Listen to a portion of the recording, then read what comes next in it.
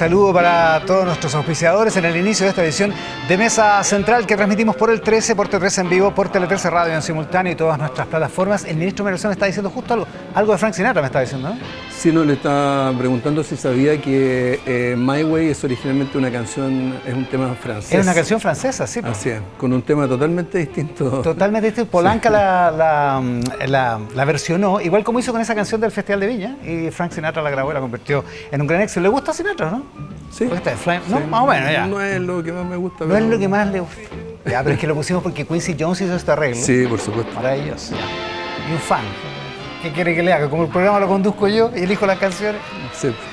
Ministro, ojalá fuera la economía así de fácil como elegir las canciones para iniciar un programa. Esto no cuesta mucho, lo suyo cuesta mucho más. Usted mismo dijo que el IMASEC de esta semana era decepcionante. Buenos días a todos.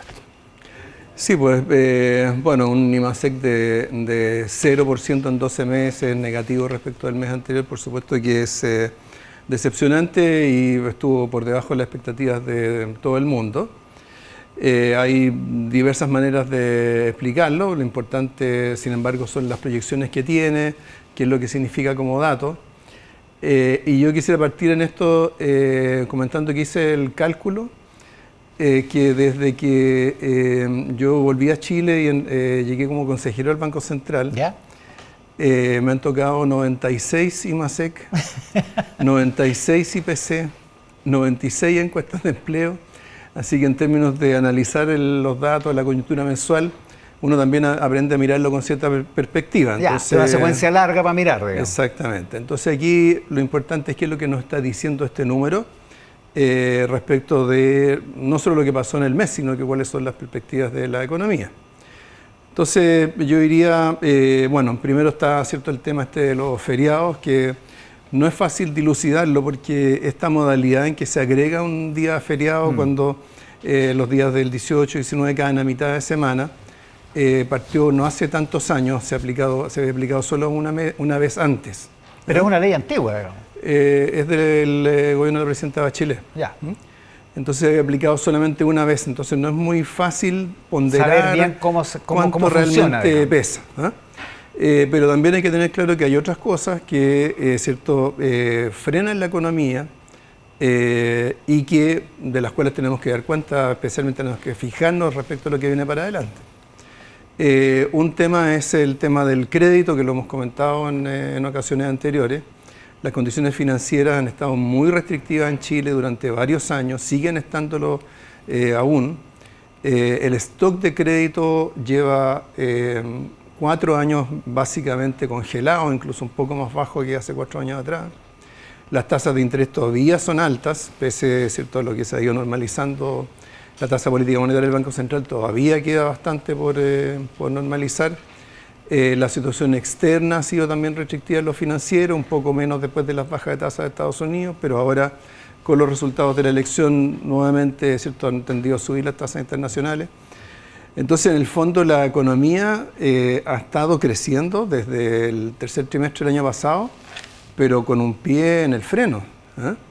Y eso en algún momento pasa la cuenta o le pasa la cuenta a ciertos sectores, como es el caso de la construcción, que lo hemos visto con muchos problemas con el correr del tiempo.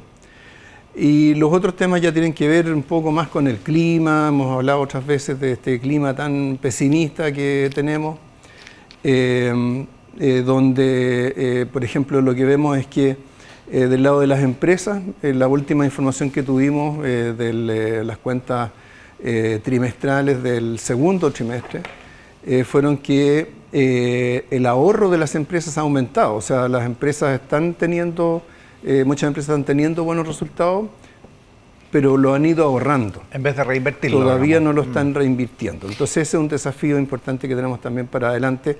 Si es que queremos, mantenernos creciendo en torno al 2,5, subir del 2,5, pasar más allá en el largo plazo.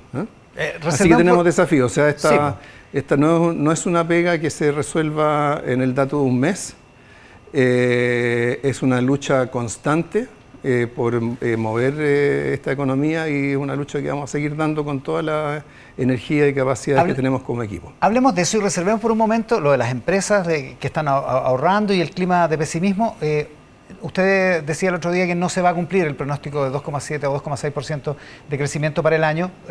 ¿Tiene una proyección nueva? ¿Va a darla el Ministerio de Hacienda? Vamos a tenerla pronto. La próxima semana se dan a conocer las cuentas nacionales del tercer trimestre. Tenemos que acordarnos que los IMASEC siempre es un dato mensual provisional, pero donde viene el dato duro es en las cuentas nacionales trimestrales que para el tercer trimestre se van a conocer la próxima semana. Ya, y ahí vamos a poder actualizar una proyección para este año y el siguiente. Ahora, ¿lo que cree usted es que va a estar más cerca del 2, más cerca del 2,5? ¿Qué va a hacer?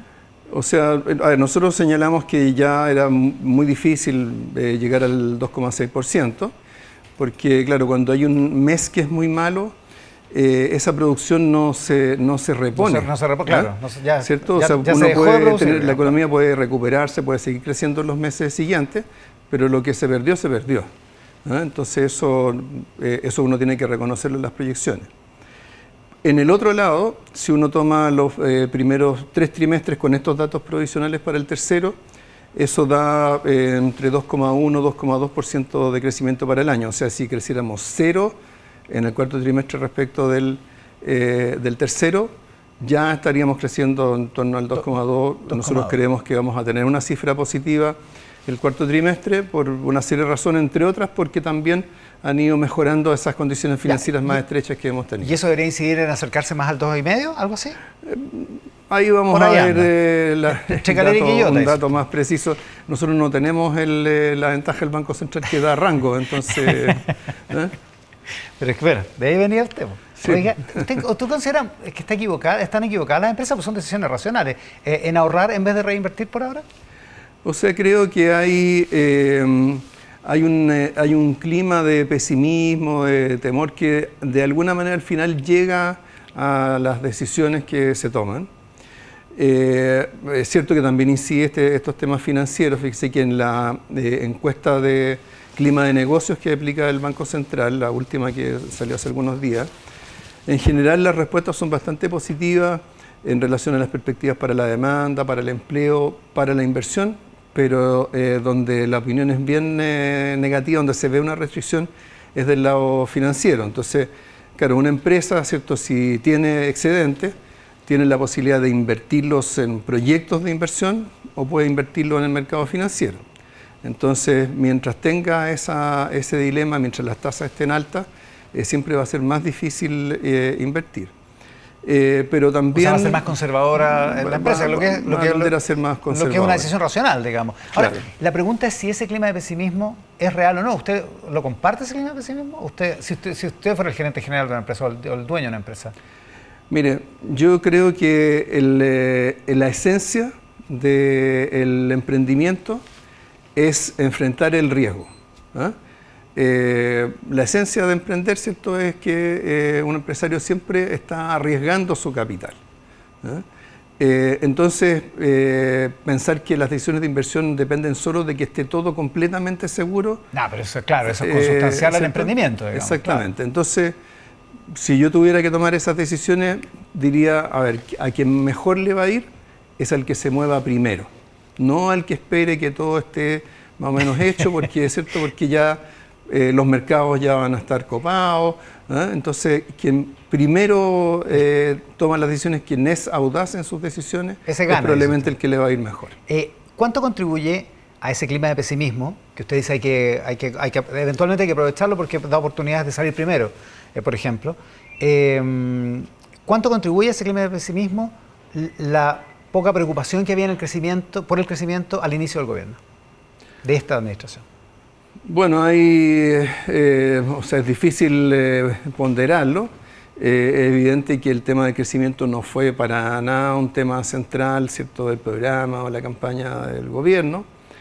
En buena medida eso era el reflejo de una manera de ver los temas de la economía, en el sentido de que como que la economía funcionaba sola, que había tantas oportunidades que en realidad la inversión siempre iba a estar ahí. Y eso es como la otra cara de la moneda, digamos en este caso del lado de la izquierda, de la visión que ha tenido muchas veces la derecha, que es que porque ellos tienen una visión más neoliberal de la economía, con eso solo los mercados les van a dar confianza. Yo creo que ninguna de las dos visiones es correcta. ¿Ah? Y el crecimiento requiere, ¿cierto?, políticas públicas que lo enfrenten, y eso lo estamos haciendo ya desde hace un buen tiempo. O sea, ya es una historia bien antigua el tema del programa. ¿Ah? Claro, o sea, tiene 3 años, digamos, Sí, esa discusión, digamos. Y por otro lado, estamos a punto de cumplir un año de que se dio a conocer el pacto fiscal. Ya tenemos algunos proyectos aprobados, otros que están a punto de aprobarse. O sea, hemos avanzado bastante, nos hemos movido bastante desde aquel entonces. Ya, pero no hay varitas mágicas para esto. No hay un plan que un gobierno cualquiera, no digo usted, digamos, pero que un gobierno pueda decir, mire, vamos a tomar estas 3 medidas, 4 medidas, y esto va a provocar en el mediano plazo que sea un boom de inversiones, un boom o un crecimiento económico. Eso no existe, ¿o sí? O sea, yo creo que lo importante es ver dónde están las oportunidades para el país, porque esas oportunidades van cambiando con el tiempo, ¿no? Hubo un tiempo, ¿cierto?, en que, en fin, la agroindustria fue un motor importante, ¿no? Claro. Hoy día, si uno mira el mundo, hoy día lo que genera muchas oportunidades para Chile es las políticas para enfrentar el cambio climático en el resto del mundo. ¿Ah? Porque eso implica más demanda por cobre, más demanda por litio, por energías limpias, por hidrógeno verde, y en todas esas cosas tenemos nosotros ventajas comparativas. Y para eso tenemos que facilitar las inversiones. ¿Ah? Ahora ya se está trabajando en el segundo grupo de sistemas salinos para inversiones del sector privado en litio. Para futuras inversiones en litio. Sí. Supongo que a usted le gustaría que todo esto pasara más rápido, digamos. Sí, por supuesto, siempre sería mejor que las cosas fueran más rápidas, pero la verdad es que se ha recuperado terreno muy rápidamente. O sea, acordémonos que el gobierno anterior intentó hacer una gran licitación de contratos en litio y le fracasó, y ahí perdimos más de un año. O sea, este gobierno la paró, digamos. No. Después en el segundo intento la paró el gobierno. El gobierno anterior intentó una licitación. Claro. Que finalmente no prosperó porque no tomaba en cuenta los requerimientos legales de consulta indígena, y eso hizo fracasar ese proceso. Bueno, la pregunta, el panorama no es demasiado halagüeño, considerando que conocimos el IMASEC el lunes y que después conocimos el dato de inflación. Usted dice que uno de los problemas que hay es la estrechez financiera porque las tasas están altas, y el dato de 1% de inflación del mes de octubre parece poner en riesgo esa normalización de las tasas, ¿o no? O sea, digo, en ese sentido es un mal panorama. Bueno, el dato de inflación de octubre está explicado básicamente por los componentes volátiles del IPC, y de eso la mitad corresponde al aumento de las tarifas eléctricas, cosa que ya conocíamos, ¿cierto? Entonces lo que tenemos que explicar es el resto. El resto está todo concentrado en alimentos. En alimentos no hay ningún fenómeno que uno pueda identificar como de aumento permanente de precios, así que uno tiene que probablemente considerarlo como algo de carácter más bien transitorio. Esto es bien distinto. Hoy día vi una columna de Vittorio Corvo, creo que era en el Mercurio, sí, en que habla de los efectos de segunda vuelta del aumento de tarifas, pero los datos del IPC de octubre no reflejan efectos de segunda vuelta, porque está todo concentrado en estos precios volátiles de alimentos.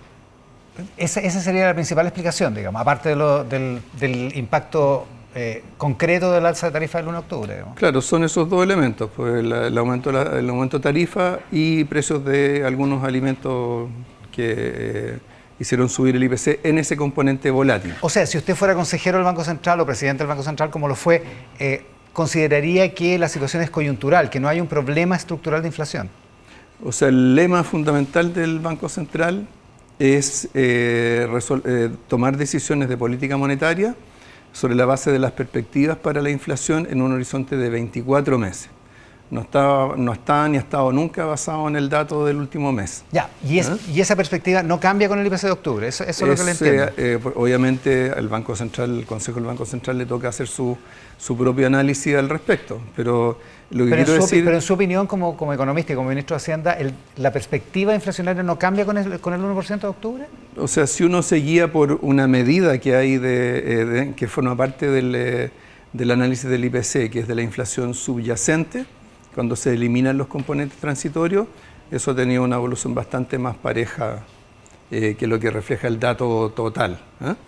Entonces, yo creo que es importante, no solo en esto, sino que en muchas otras cosas, que salgamos de esta fijación de sobreinterpretar un dato de un mes, etc. Imagínense que respecto al IMASEC ha habido comentarios que se refieren incluso al legado del gobierno, a partir del dato de un mes.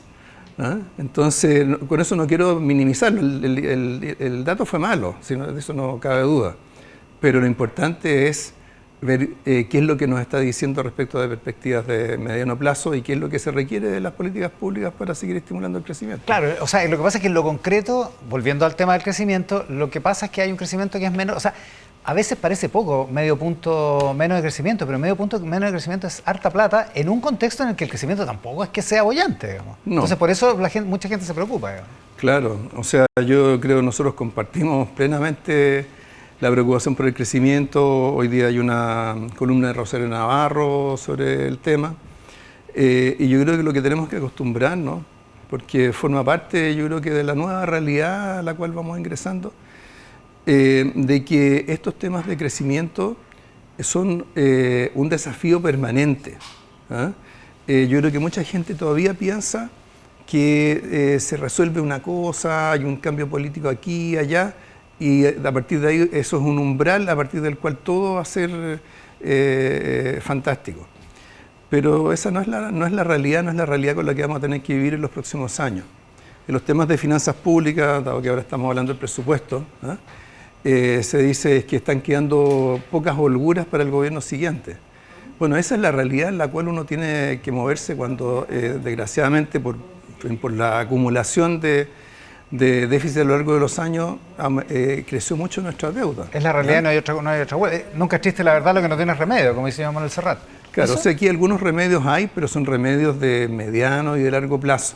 ¿Ah? No hay aquí, ¿cierto?, como dice usted, una varita mágica, un par de medidas que van a resolver las cosas y a partir de ahí vamos a volver a los años dorados de los 90, en fin. Ministro, a propósito de que mencionamos el efecto de las alzas de la luz, aparte que viene otro en enero, digamos, viene otra alza que es la tercera y ahí se debería terminar el ciclo de alzas. La nueva ley de subsidio eléctrico, la ampliación del subsidio para las cuentas de la luz, se quedó corto en términos de calcular la cantidad de beneficiarios. Finalmente se inscribieron menos de la mitad de los beneficiarios que el gobierno planteaba. ¿Qué pasó ahí? ¿Hay un problema de error de cálculo? ¿Hay un problema de la base de datos? ¿Hay un problema de los datos con los que el gobierno o el Estado maneja respecto de las personas de acuerdo a las encuestas que se hacen de calificación socioeconómica?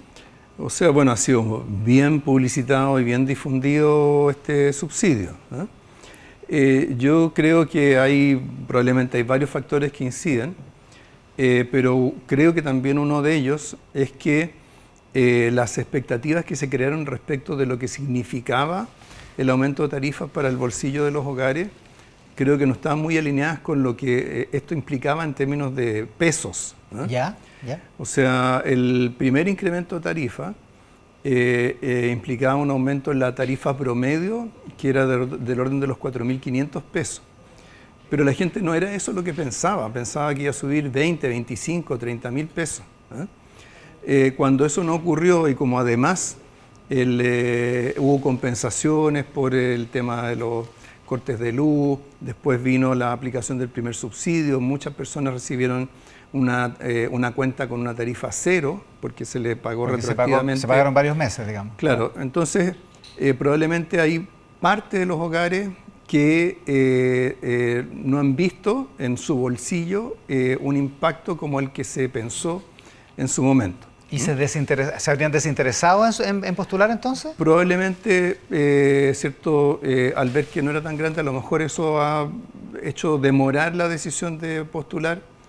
Pero eso hay que recordar siempre que, bueno, venía ahora este aumento de octubre, hay otro en enero. Claro. Entonces, siempre va a ser positivo para esos hogares acceder a este subsidio. Tener el subsidio, digamos. Entonces, vale la pena hacer el esfuerzo, inscribirse, entregar los datos, que no es otra cosa que entregar los datos del número de clientes, ¿cierto?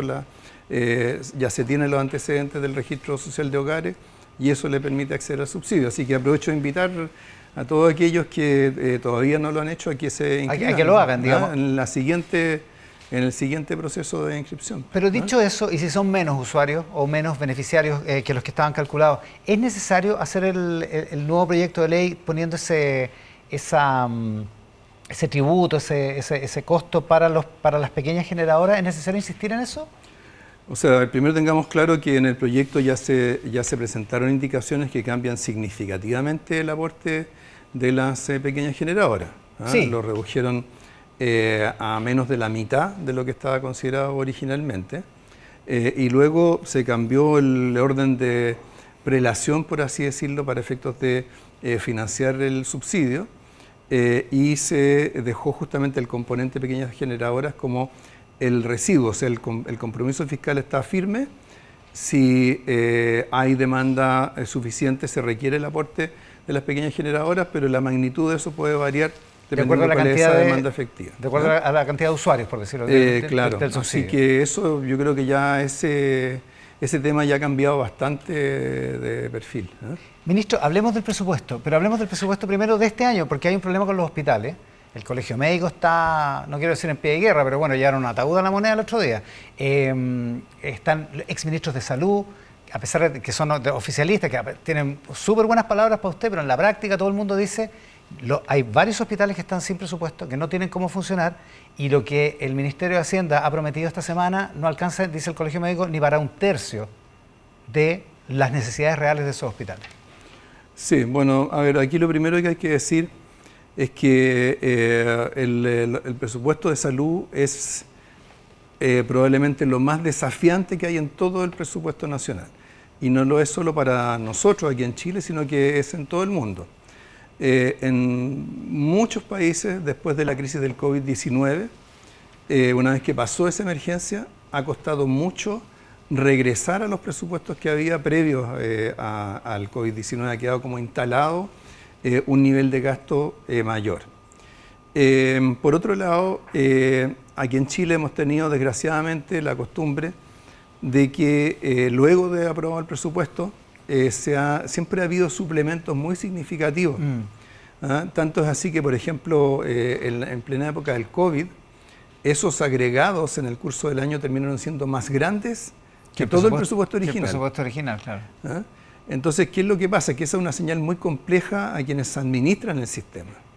Porque a quien le dicen, mire, este es su presupuesto, para el año piensa, pucha, pero es muy probable que... En agosto me va a llegar otro. En agosto me va a llegar más plata. Claro. Entonces, en fin... No, hay un vicio en el sistema. Hay una dinámica que es muy compleja, que le dificulta la tarea a los directores de servicio, a los directores de hospital y, por supuesto, también al presupuesto nacional. ¿Y entonces cuál es la solución? Este año, en el año 2024, nosotros hicimos un esfuerzo grande por sincerar eso. Y de hecho, este año el presupuesto aumentó en 1.200 millones de dólares. Un aumento que no tenía hacía mucho tiempo, excepto, ¿cierto?, por los temas del COVID-19. Eso, algunos servicios, algunos hospitales lo entendieron y se adecuaron, otros no lo hicieron. En algunos casos hubo aumento de demanda de parte de la ciudadanía. Entonces hay muchas situaciones distintas mezcladas y eso no se puede resolver así simplemente de una plumada con un gran incremento de recursos, sino que uno tiene que asegurarse de que los recursos que aporta llegan donde realmente se necesitan. Y en eso se está trabajando con el Ministerio de Salud. Hay recursos adicionales que se van a entregar para cerrar el año. Pero en el contexto del presupuesto 2025, justamente algo que todos los parlamentarios han coincidido, es que hay que preocuparse de las causas más de fondo de que este tipo de escenario se dé. ¿Usted puede garantizar que no va a haber hospitales que se queden sin atender pacientes por problemas de plata? Lo que yo puedo decir es que los recursos que se van a entregar, ¿cierto?, son suficientes para que puedan cerrar bien el año. Ahora, las decisiones que se tomen, las situaciones que se enfrenten en esos hospitales, por supuesto que nosotros no tenemos un control sobre todo ello. O sea, pensemos, por ejemplo, que donde se produce este déficit es en lo que se llama el subtítulo 22, que es bienes y servicios de consumo, pero que no son solamente los medicamentos, los implementos hospitalarios, sino que es toda la contratación con el sector privado de prestaciones de salud. Hay casos en los cuales, ¿cierto?, esas contrataciones de prestaciones se hace a veces con sociedades médicas de personal del mismo hospital. Entonces hay dinámicas que son muy complicadas y que hay que ser capaz de enfrentarlas y resolverlas de manera más estructural. Entonces, eso no lo vamos a hacer en una modificación presupuestaria. Vamos a empezar a hacerlo si es que tenemos un buen acuerdo con para el presupuesto 2025 y va a ser una tarea que va a continuar para el año siguiente. Después del acuerdo que se logró en la comisión mixta, en la comisión, la comisión mixta de presupuesto, justo antes que vaya a la sala de la Cámara, primero, a partir de mañana, ¿usted está confiado en que ese acuerdo se va a cumplir? Porque había algunos parlamentarios comunistas que decían que está por verse porque la derecha ha rechazado algunas partidas por la vía del empate, en fin. Sí, bueno, desgraciadamente vivimos en una época de muchas desconfianzas, y eso tiene un costo, tiene un costo. Los economistas hablamos de costo de transacción, que significa que por la desconfianza significa que somos más a veces cautelosos, más restrictivos en hacer las cosas, demoramos las decisiones, pero el acuerdo que nosotros hicimos fue un acuerdo, a mí me parece bien potente, porque se refiere, por un lado, tiene que ver con cómo fortalecer la proyección y la gestión de los ingresos fiscales. Está, ¿cierto?, este recorte, llamémosle prudencial. Están los temas del manejo de la deuda, de los fondos soberanos. Es decir, es un acuerdo bien completo que señala expresamente que esto supone que no se van a estar recortando partidas presupuestarias para generar más ahorros, ni tampoco que esos ahorros luego se van a destinar a otros gastos, anulando el efecto que tiene sobre el agregado. Y eso se cumplió durante la votación en la comisión mixta. Ahí había senadores y diputados. La próxima semana vamos a la Cámara de Diputados, así que esperamos que haya ahí alineamiento con lo que fue ese acuerdo. Por supuesto, vamos a seguir discutiendo temas puntuales, como estos temas de salud, que son bien importantes, educación, cultura, en fin, pero es muy distinto hacerlo con un acuerdo marco, como fue el que se suscribió, que hacerlo simplemente de una manera ad hoc, con el riesgo, ¿cierto?, de que comience a votarse de manera discrecional partidas presupuestarias importantes. Ya, espera que se aplique ese acuerdo. Ministro, muchísimas gracias por la gente. Cristian Valdivieso, director de Criteria, para una entrega especial de la Criteria que, la normal, la del mes, la estrenamos en Hablemos a las 12 el jueves pasado, ¿no? Sí. ¿Cómo estás, Cristian? Buenos días. Buenos días. Vamos a hablar de los atributos del presidente de la República. Sí, así es. La encuesta que hicimos entre el 30 de octubre y el 5 de noviembre, y donde ahora vamos a mostrar los atributos. A ver, la evaluación de la gestión del gobierno, ¿ya?, y la percepción de los atributos, digamos, más técnicos del presidente y los atributos más blandos o relacionales también del presidente. Son como tres niveles, ¿ya? Ya, vamos por partes. Entonces, lo primero, se le pide a los encuestados que respondan, que le pongan nota al gobierno de Gabriel Boric en los siguientes temas: inmigración. Aquí hay una serie de 3 encuestas desde febrero del 23 hasta noviembre del 24. En inmigración un 2,6, en delincuencia un 2,7, en inflación un 3,1, en empleo un 3,5, en previsión un 3,5, en salud un 3,5, no tiene ni un 4. O sea, no reprueban todas, digamos. Reprueban todas. Ahora, las notas suelen ser bajas en esto, ¿no? Suelen ser bajas las notas, y donde es más bajo acá es donde están los problemas más urgentes: inmigración y delincuencia, y también en inflación. Ahora, es el promedio entre 1 y 7, y efectivamente no hay ningún azul. Y lo que es llamativo, Iván, es que de alguna manera la gestión del gobierno en las distintas materias parece como estanca. Y a lo mejor vamos a ir pudiendo evaluarlo en el camino. ¿Estancada? Estancada, como que no se mueve. Es como inelástica a lo que haga o no haga el gobierno, a las cosas objetivas de avance o a las cosas subjetivas lo que haga, lo van a evaluar de percepción. Igual. No se mueve. Y aquí probablemente vamos a ver la próxima lámina, donde la gestión del gobierno aparece muy, o la evaluación de la gestión en las distintas áreas aparece muy segmentada de acuerdo a la identificación política. Claro, es divertida la gráfica incluso, porque la gente de izquierda tiende a evaluarlo con mucha mejor nota que la gente de derecha, e incluso que la gente que no se identifica con un sector político en prácticamente todos los temas, ¿no? Exactamente. O sea, por ejemplo, el mundo de la izquierda sí le pone 4 o 5, vamos a ver en otras materias, donde es más bajo es en inmigración y delincuencia, pero igual sobre 4. En cambio, el mundo de la derecha sigue con unas notas muy, pero muy malas. La gente que se identifica con la derecha, notas 1,7.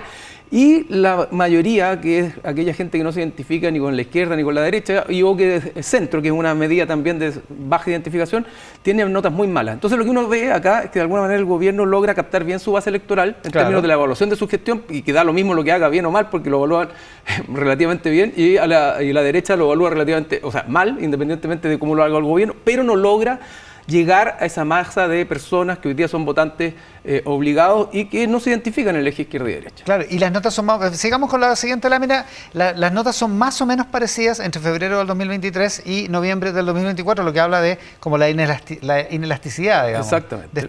En inflación, la gente de izquierda le pone un 4,7, ahora le pone un 5. Un 5, sube incluso la inflación, exactamente. Bueno, es que la inflación ha bajado. Sí, la inflación ha bajado. Técnicamente. Sí.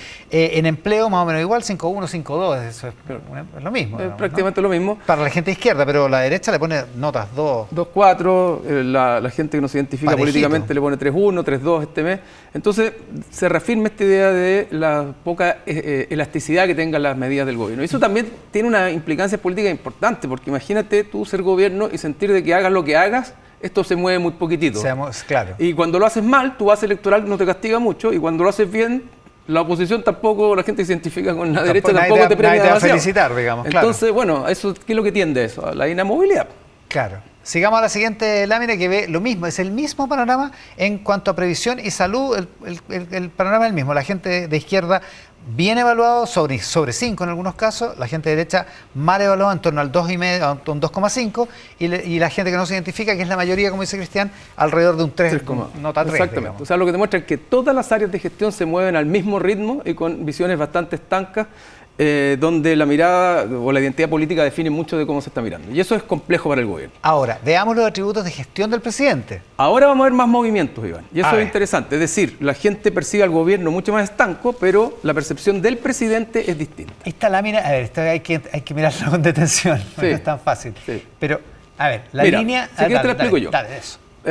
Acá tenemos dos oposiciones, ¿verdad? Donde se pregunta respecto a los atributos del presidente si sabe gestionar crisis o no sabe gestionar crisis, si tiene capacidad de mando o no tiene capacidad de mando, si es incompetente o es competente, ¿ya? Si ha enfrentado mal las dificultades o las ha enfrentado bien, si aprende sus errores o no aprende los errores, si busca imponer la idea de su sector o promueve el diálogo.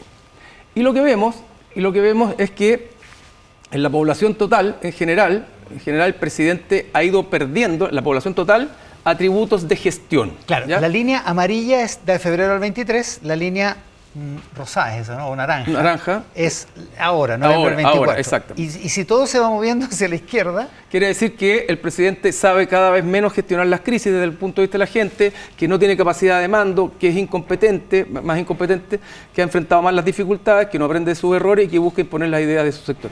Mira, la única que estaba en el promedio, estaba un poquito azul, se acercaba más a que promueve el diálogo, ahora pasa que estaba en 4, más cerca de promover el diálogo, ahora pasa a menos 6, más cerca de busca imponer su idea de su sector. O sea, en la población general, el presidente ha ido perdiendo tracción o evaluación positiva en gestión. Eso es en general. Veámoslo por sectores políticos. Claro. Aquí está. Por sector político, estos son los mismos atributos. Gestión de crisis, en fin, capacidad de mando. Esta es la izquierda y la derecha comparado. Exactamente. Entonces, aquí tenemos a febrero del 23. Lo importante es la comparación. Y lo que vemos acá es que claramente en febrero del 23 el mundo de la izquierda tenía notas muy positivas respecto del presidente y se acercaba todo a lo positivo. Sabe gestionar, tiene capacidad de mando. En todo estaba en notas positivas. Y el mundo de la derecha estaba todo en notas negativas. ¿Ya? Y ahora vamos a ver el día de hoy. Noviembre del 2024. Exacto. Esta es la siguiente lámina. Y esto es muy impresionante porque lo que te pasa acá, Iván, lo que pasa acá es que la percepción de la habilidad del presidente para gestionar crisis, para mandar, para ser competente, se polariza aún más. Claro. Y eso es casi paradójico. Es decir, la gente que se identifica con la derecha, cada vez lo ve más incapacitado de gestionar crisis. Exactamente, cada vez lo ve peor. Y en promedio, la gente que se identifica con la izquierda cada vez lo ve mejor. excepto en la capacidad de gestionar crisis, donde pierde 10 puntos respecto a febrero, pero sigue teniendo notas 20-25% de saldo positivo. Claro, pero y en todo el resto gana incluso. 20 puntos a favor en capacidad de mando, 6 puntos a favor en competencia, de que es competente, digamos. 9 puntos a favor de ha enfrentado más las dificultades. O sea, ha ido mejorando el presidente la percepción de la izquierda y ha ido esperando significativamente la percepción de la derecha. Entonces, la figura del presidente en su capacidad de acción, de gestión, se va polarizando. Y eso hace que le sea muy difícil acercarse a una masa electoral que no son los propios, pero al mismo tiempo le hace muy difícil poner en jaque a su propia base electoral porque es una fanaticada muy, pero muy pro Boric, de alguna manera. A ver, veamos los atributos blandos y después sacamos las conclusiones de qué significa esto para la propia figura presidencial. Estos son atributos blandos. Entonces, no es si sabe gestionar una crisis o no, son cosas como... Esto es, si cambia de idea o es consecuente, si es flojo o es trabajador, si es deshonesto o es honesto, si es insensible o es sensible, y si es distante o es cercano. Esta es... La población general. Febrero del 23 con noviembre del 24. Y pasa más o menos lo mismo. Exacto. O sea, empeoran las empeoran las notas, y aquellas notas que estaban en un rango relativamente, la población general, por ejemplo, había más gente que pensaba que era sensible a que era insensible, hoy día está en el punto medio. O sea, ya no es más sensible en promedio, si se quiere. Claro. Y también que había más gente que pensaba que era cercano a que era distante, hoy día parece más distante. Y en todo pierde algo el presidente, en la población en general.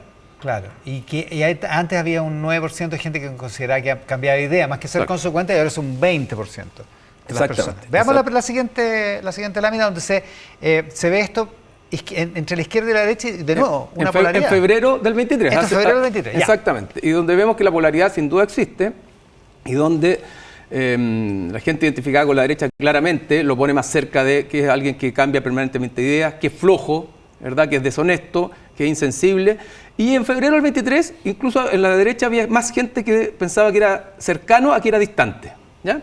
Pero el resto de los atributos eran todos más bien negativos. En el mundo de la izquierda, de la gente identificada con la izquierda, todos los atributos eran positivos. Es decir, el presidente para ellos es consecuente, es trabajador, es honesto, es sensible y particularmente cercano.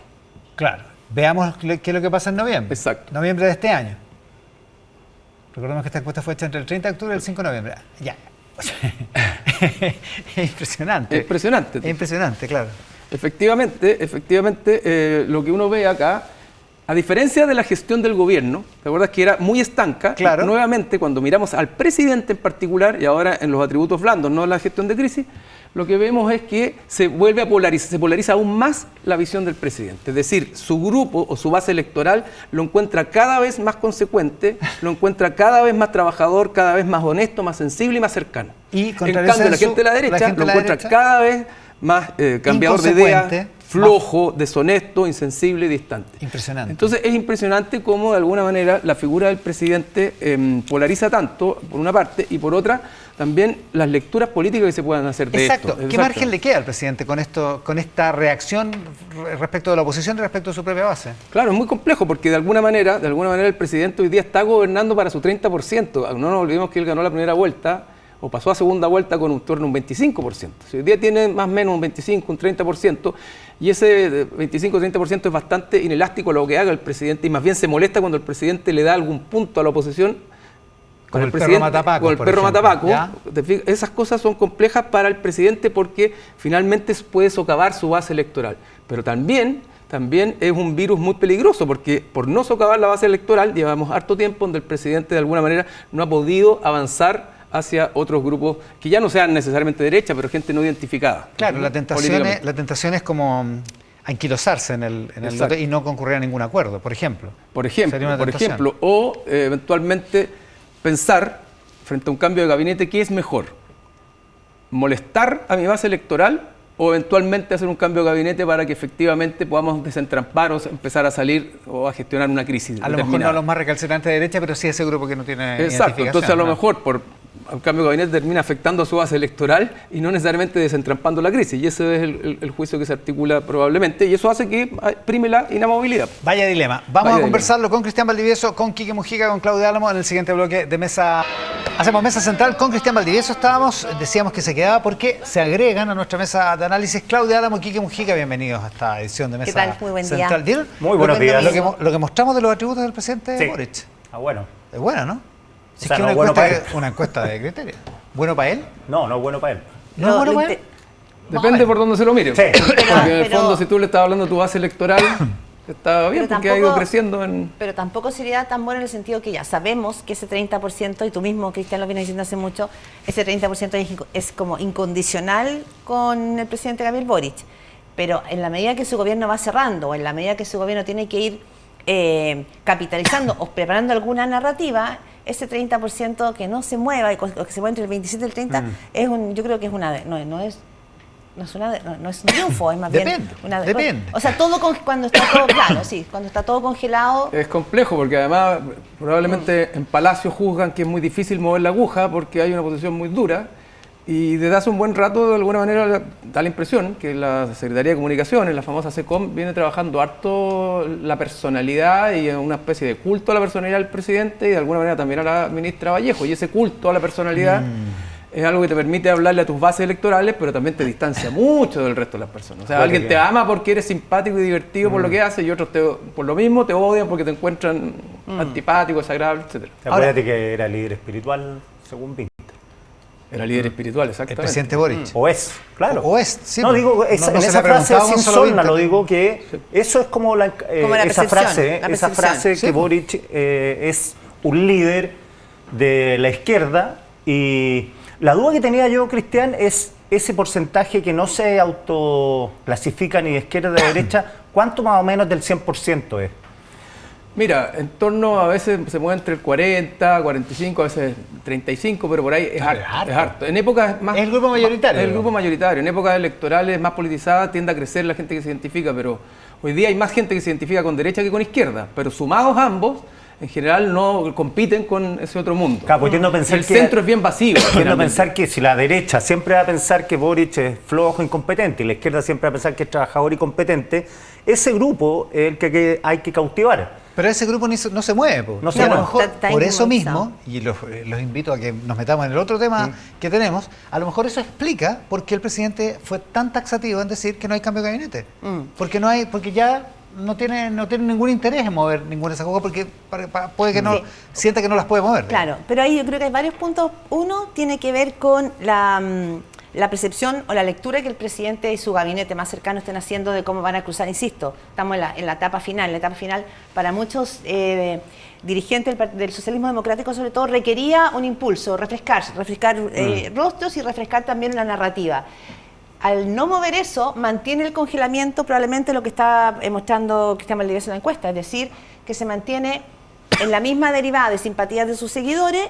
Y otra cosa que yo creo que es importante, que lo trae hoy día la entrevista a la vocera del gobierno, Camila Vallejo, en la tercera, es que en el fondo el gobierno tomó la decisión de fortalecer su agenda, comillas, identitaria, es decir, el CAE y la reforma previsional. Pero si el electorado se está moviendo hacia la derecha, como dicen las encuestas, y miramos también la elección de Estados Unidos, porque creo que hay que hacer un punto ahí de retorno, está recogiendo entonces el gobierno esas prioridades ciudadanas que ya las grita la ciudadanía en las encuestas, seguridad y economía. Aparentemente no, Cristian. Porque no sé si el CAE hoy día frente a la ciudadanía es más importante que los temas de seguridad y de economía. Probablemente no. Ninguna posibilidad que Entonces sea más ahí hay un importante. punto importante, y quizá un cambio de gabinete pudo haber venido a sacudir esa sensación. Ese relato, digamos, Cristian. Sí, da la impresión de que en general no. En su base electoral es inamovible, cada vez lo quieren más y más bien valoran y aplauden cada una de las actitudes que el presidente tiene, de pronto llegar en bicicleta, ¿verdad? Ser cariñoso, ser simpático, salir con su perro, todas esas cosas le aplauden más, pero el resto de la población se distancia más bien de ese tipo de cosas. Entonces, sí, tengo la impresión de que el gobierno desde hace un buen rato, su agenda es cuidar a su base electoral, que en algún momento un 30% en un escenario fragmentado, ¿verdad? Como tenemos en el sistema político, es un muy buen número. Si tú piensas con cuánto pasaron José Antonio Kast y Gabriel Boric a la segunda vuelta, con menos del 30%. Claro. El punto es que eso no es natural ni orgánico, que se va a traspasar por defecto a cualquier figura del oficialismo de cara a una elección presidencial. Por el propio culto a la personalidad que dices tú, porque Boric es Boric. Exacto. ¿Ah? Sí, Bachelet, pero Bachelet también se bajó. Entonces, y quien esté en la papeleta no es Boric. No es Boric. Perdón, claro, lo más obvio, parecido podría ser Boanovich. Digo, de público seguidor de Boric, Claro. que sea Bodanovich el que lo encargue. Ahora, Que viene más adelante en el programa todo esto, ¿eh? Tomás Bodanovich. ¿viene hoy día? Ah, qué buena. Oye, lo que decía la Claudia es importante la lectura de Trump y la campaña de Trump. Hoy día estaba leyendo un artículo muy bueno de un tipo que se me olvidó el nombre ahora, que anticipó el triunfo del 2024 a partir del 2020. Ya. Y llega a la conclusión, dice que nada es definitivo, porque esto de que es como que se instala, como se instaló acá en Chile, que en un momento éramos de derecha todos porque los republicanos ganaron la elección para constituyente, o que éramos todos de izquierda por el Frente Amplio. Y él dice que el proceso que se vio en Estados Unidos es que la gente en general, los blancos que no pasaron por la universidad, están votando Trump en masa. Y que hubo un giro de latinos y afroamericanos que se pasaron a Trump. Porque están los latinos que le está yendo mejor, ya están siendo republicanos, dejaron demócratas y además no quieren que llegue nadie más. Y esto lo engancho con el discurso que tiene republicanos acá, que se lo hemos escuchado harto en la radio a Cristian Valenzuela, Por ejemplo. que es inmigración, delincuencia, inmigración, delincuencia, inmigración, delincuencia. Todo lo otro, aborto, CAE, eutanasia, lo que sea, no tienen asidero. Claro, o sea, si vamos, como se dice ahora si vamos a la base, ¿cómo se dice? Si vamos a la base, Claro. hoy día uno podría ver lo que pasó en Estados Unidos. Hay un reflejo respecto a lo que podría pasar en toda América Latina, porque aquí los temas que tenemos nosotros somos bien ombliguistas, pero la verdad, no son solamente temas nuestros. La necesidad de la ciudadanía de tener trabajos bien remunerados, con menos incertidumbre, el tema de la seguridad, el tema de la migración, asociado además, ¿no es cierto?, a una percepción de delincuencia. Entonces, Inflación. Con la importancia de la inflación. Inflación en Estados Tuvo Unidos. acá Mario Marcel recién, pasando justamente una semana. Pero solo breve. Esto para también que algo que me hace ruido lo que plantea Cristian Valdivieso del gobierno, está bien que no se mueva en ese 30%. Es que un cambio, es que me pregunto si entonces en la llegada del socialismo democrático movió la aguja del gobierno o no la movió. Porque, ¿me entiendes o no? Es que esos 30 quizás no sean los mismos 30 de siempre. Claro, podría ser otros. Claro. Y mantiene los números. Se fueron, para Claro. hacer un fraseo simple, se fueron de ese 30 los Isquia y entraron los TOA. ¿Ah? Claro, puede No, ser. en ese Y se 30, mantuvo en en ese 30, 30, 33 Hay está metido el concertación. mundo del socialismo democrático, el mundo de la izquierda, gente que se identifica más políticamente con el gobierno. Yo no digo que sea bueno, yo digo que es la opción que tiene No, el gobierno, sí sé. y que creo que no le va a permitir salir del empantanamiento, y que hoy día es más complejo dado el escenario electoral que se viene. Es decir, dado Boric, el presidente Boric, y todos los atributos que él tiene y que representa para su sector, eso no necesariamente es traspasable Claro. al resto de candidatos. Y lo que uno ve en el cuadro electoral, viene Tomás Bodanovich después, pero él dijo que no iba a ir, y lo que uno ve en el cuadro electoral del oficialismo es que no hay líderes. Pero No hay Víctor, líderes, y eso en de la- cara a una elección presidencial y parlamentaria es muy, pero muy complejo. En la entrevista a Camila Vallejo hoy día le preguntan, ¿le preocupa la falta de cartas presidenciales oficialistas? Dice, no hay candidaturas, no hay todavía, pero hay proyectos. Pero al final dice, varios han dicho que no. Pero bueno, quién sabe, ¿no? Lo que puede pasar por delante. Mira. Varios han dicho que no, los que han dicho que no. Esa es- entrevista de Eugenia Fernández. Sí. Sí, no tengo justo, se me fue la hoja, por eso no quería mencionarla, pero para mencionarla después. Ya, no, pues digo le que damos el crédito. los que han dicho que no son ella, Y, Bachelet perdón, y Bodanovich. y David Tralma con Eugenia Fernández. Perfecto. Eso. Esos son los tres que han dicho que no hasta ahora. Bachelet, ella misma, Camila Vallejo. y Tomás Bodanovich. Claro, pero los vientos hoy día, digamos, no están... Bueno, los vientos siempre pueden cambiar, pero hoy día no están para el surgimiento de un líder, comillas, populista, más bien de izquierda, que pudiera venir a salvar al gobierno en este Exactamente. momento de la falta de liderazgo. Los aires están más bien, y los peligros están más bien que les entren por derecha a los Claro, candidatos si que hoy alguien, día si alguien están va a en- encantar, Exacto. va a encantar con ideas de derecha. por Claro, decirlo con así, ideas ¿no? de derecha. Entonces está complejo para el oficialismo Sí, igual, claro. porque ella dice, ya quién sabe quién puede venir, pero quién sabe Y si quién se puede venir, fijan- y si no viene nadie. Es que y el problema de eso es tampoco podía que... decir otra cosa, ella. Obviamente, es tampoco una podía vocera. decir, oye, en ¿no? realidad estamos súper mal porque Claro, no tenemos nadie. no tenemos a nadie, nadie. se nos Sí, acabó se el tiene que ir elenco. para su casa, digamos. Claro. Oye, pero si se fijaron sí. también en el artículo sobre la campaña del Matei, en la tercera también, el eslogan vivir seguros. Es el eslogan que está usando Matei, no sé si va a llegar al final con eso, pero vivir seguro, dicen seguros contra la delincuencia, que es la lógica más republicana, pero seguros de llegar a fin de mes, lo que decías tú, seguros de que los precios no me van a subir todos los meses, seguro que seguros sociales, o sea, la derecha también ahí está teniendo un giro respecto de hacerse cargo de la incertidumbre, Porque de la yo, falta a de la seguridad. primera en general. persona que se lo escuché fue a Pedro Well, hace ya un par de años atrás, que hablaba de lo cotidiano, de que finalmente la ciudadanía Claro. necesita que le aterricen el cotidiano. Y tu cotidiano tiene que ver con que tu hijo pueda llegar al paradero de buses, Claro. de micro y después hasta el colegio. ¿Y qué pasa en la micro? Y que pase la micro. Bueno, que saquen la ¿Qué basura, pasa de ¿no? micro? Que te recojan la basura, Sí. que puedas ir a comprar el pan y el pan Sí. te da un precio, Que al tu mismo hijo- precio, que un precio más o menos que razonable la de cuenta siempre. de la luz no te mueva todo. Que tu hijo no vuelva quemado al colegio. Por lo Ya, pero pronto. eso es más extremo. Eso no es No, claro, claro, cotidiano. yo creo que no, es incluso eso más está bien en básico, las digamos. clases. Sí, como Que haya clase. Que haya clase. Sí. Y quería retomar otro tema que es interesante lo que dice la encuesta y lo dice Cristian. Si la apuesta de un sector del Frente Amplio es finalmente fortalecer la figura o el culto a la figura de Boric o de la ministra vocera de Gobierno, Camila Vallejo, que son figuras del Frente Amplio evidentemente icónicas, quiere decir dos cosas. Primero, que no están pensando en la próxima elección, están pensando en la subsiguiente. Claro. Y lo estoy pensando así porque cuando uno habla con algunos personeros del Frente Amplio, especialmente del socialismo democrático, muchos dicen lo que se va a venir después va a ser un Boric versus Bodanovich. Claro. Eso es lo para que la siguiente, para la siguiente. el porque 2029. Si efectivamente el alcalde Bodanovich no va a ser candidato ahora, se van a encontrar en la misma vereda, en el punto de juntas con Gabriel Boric. Guerra de croatas. Exactamente. Y lo que sí creo es que... Croacia debería amar Chile. Y no sé si son lo mismo Tomás Bodanovich con Gabriel Boric. Yo creo que representan mundos y formas y estilos distintos. Lo que Bueno, me tocó dentro entrevistar del a- Frente Amplio tienen orígenes distintos. Uno es Claro. Revolución Democrática y el otro es Claro, pero Convergencia. son como Lennon y McCartney. Son distintos, pero forman parte del mismo grupo. Sí, pero yo entrevisté a Tomás Bodanovich en enero del año pasado en La Tercera, donde él dice, la narrativa del Frente Amplio ya está. El sueño romántico del Frente Amplio ya está, eso ya se lo dijimos a las personas. Hoy día es gestión. Claro. Necesitamos técnica, necesitamos demostrar a la ciudadanía que somos capaces de tapar los hoyos, de que vamos De que pase la a sacar basura. los toldos azules de la plaza de Maipú. O sea, Bueno, por eso quintuplicó sus preferencias en Criteria y en exacto. Pulso Ciudadano. Y En Boric las dos sigue en encuestas. su 30. Por eso digo, no sé si... Porque Bodanovich ha hecho de la gestión su bandera. Sí.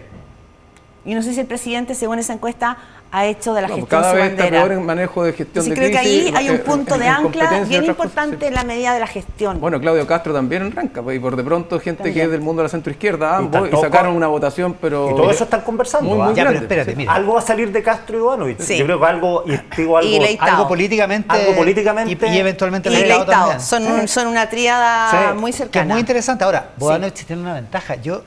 El otro día tú me decías, tenía un 40 y tantos % de conocimiento, que yo creo Sí. que ha aumentado significativamente en estos días, tanto como 44. esto es una tontera, pero Lucho Slimming en la Teletón, el viernes en la noche, el sábado madrugada a la 1 de la mañana, hizo una rutina de 15 minutos, unos 3 o 4 minutos sobre Tomás Bodanovich. Claro.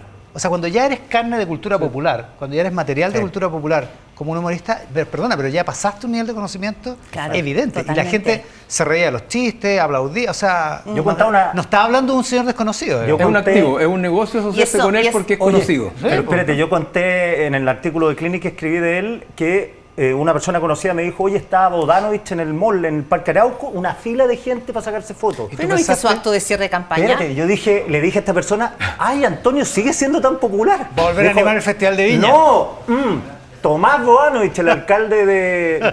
Entonces ahí dije, ya, si el tipo tiene una fila de personas esperando para sacarse fotos. Algo bueno, hay, algo hay.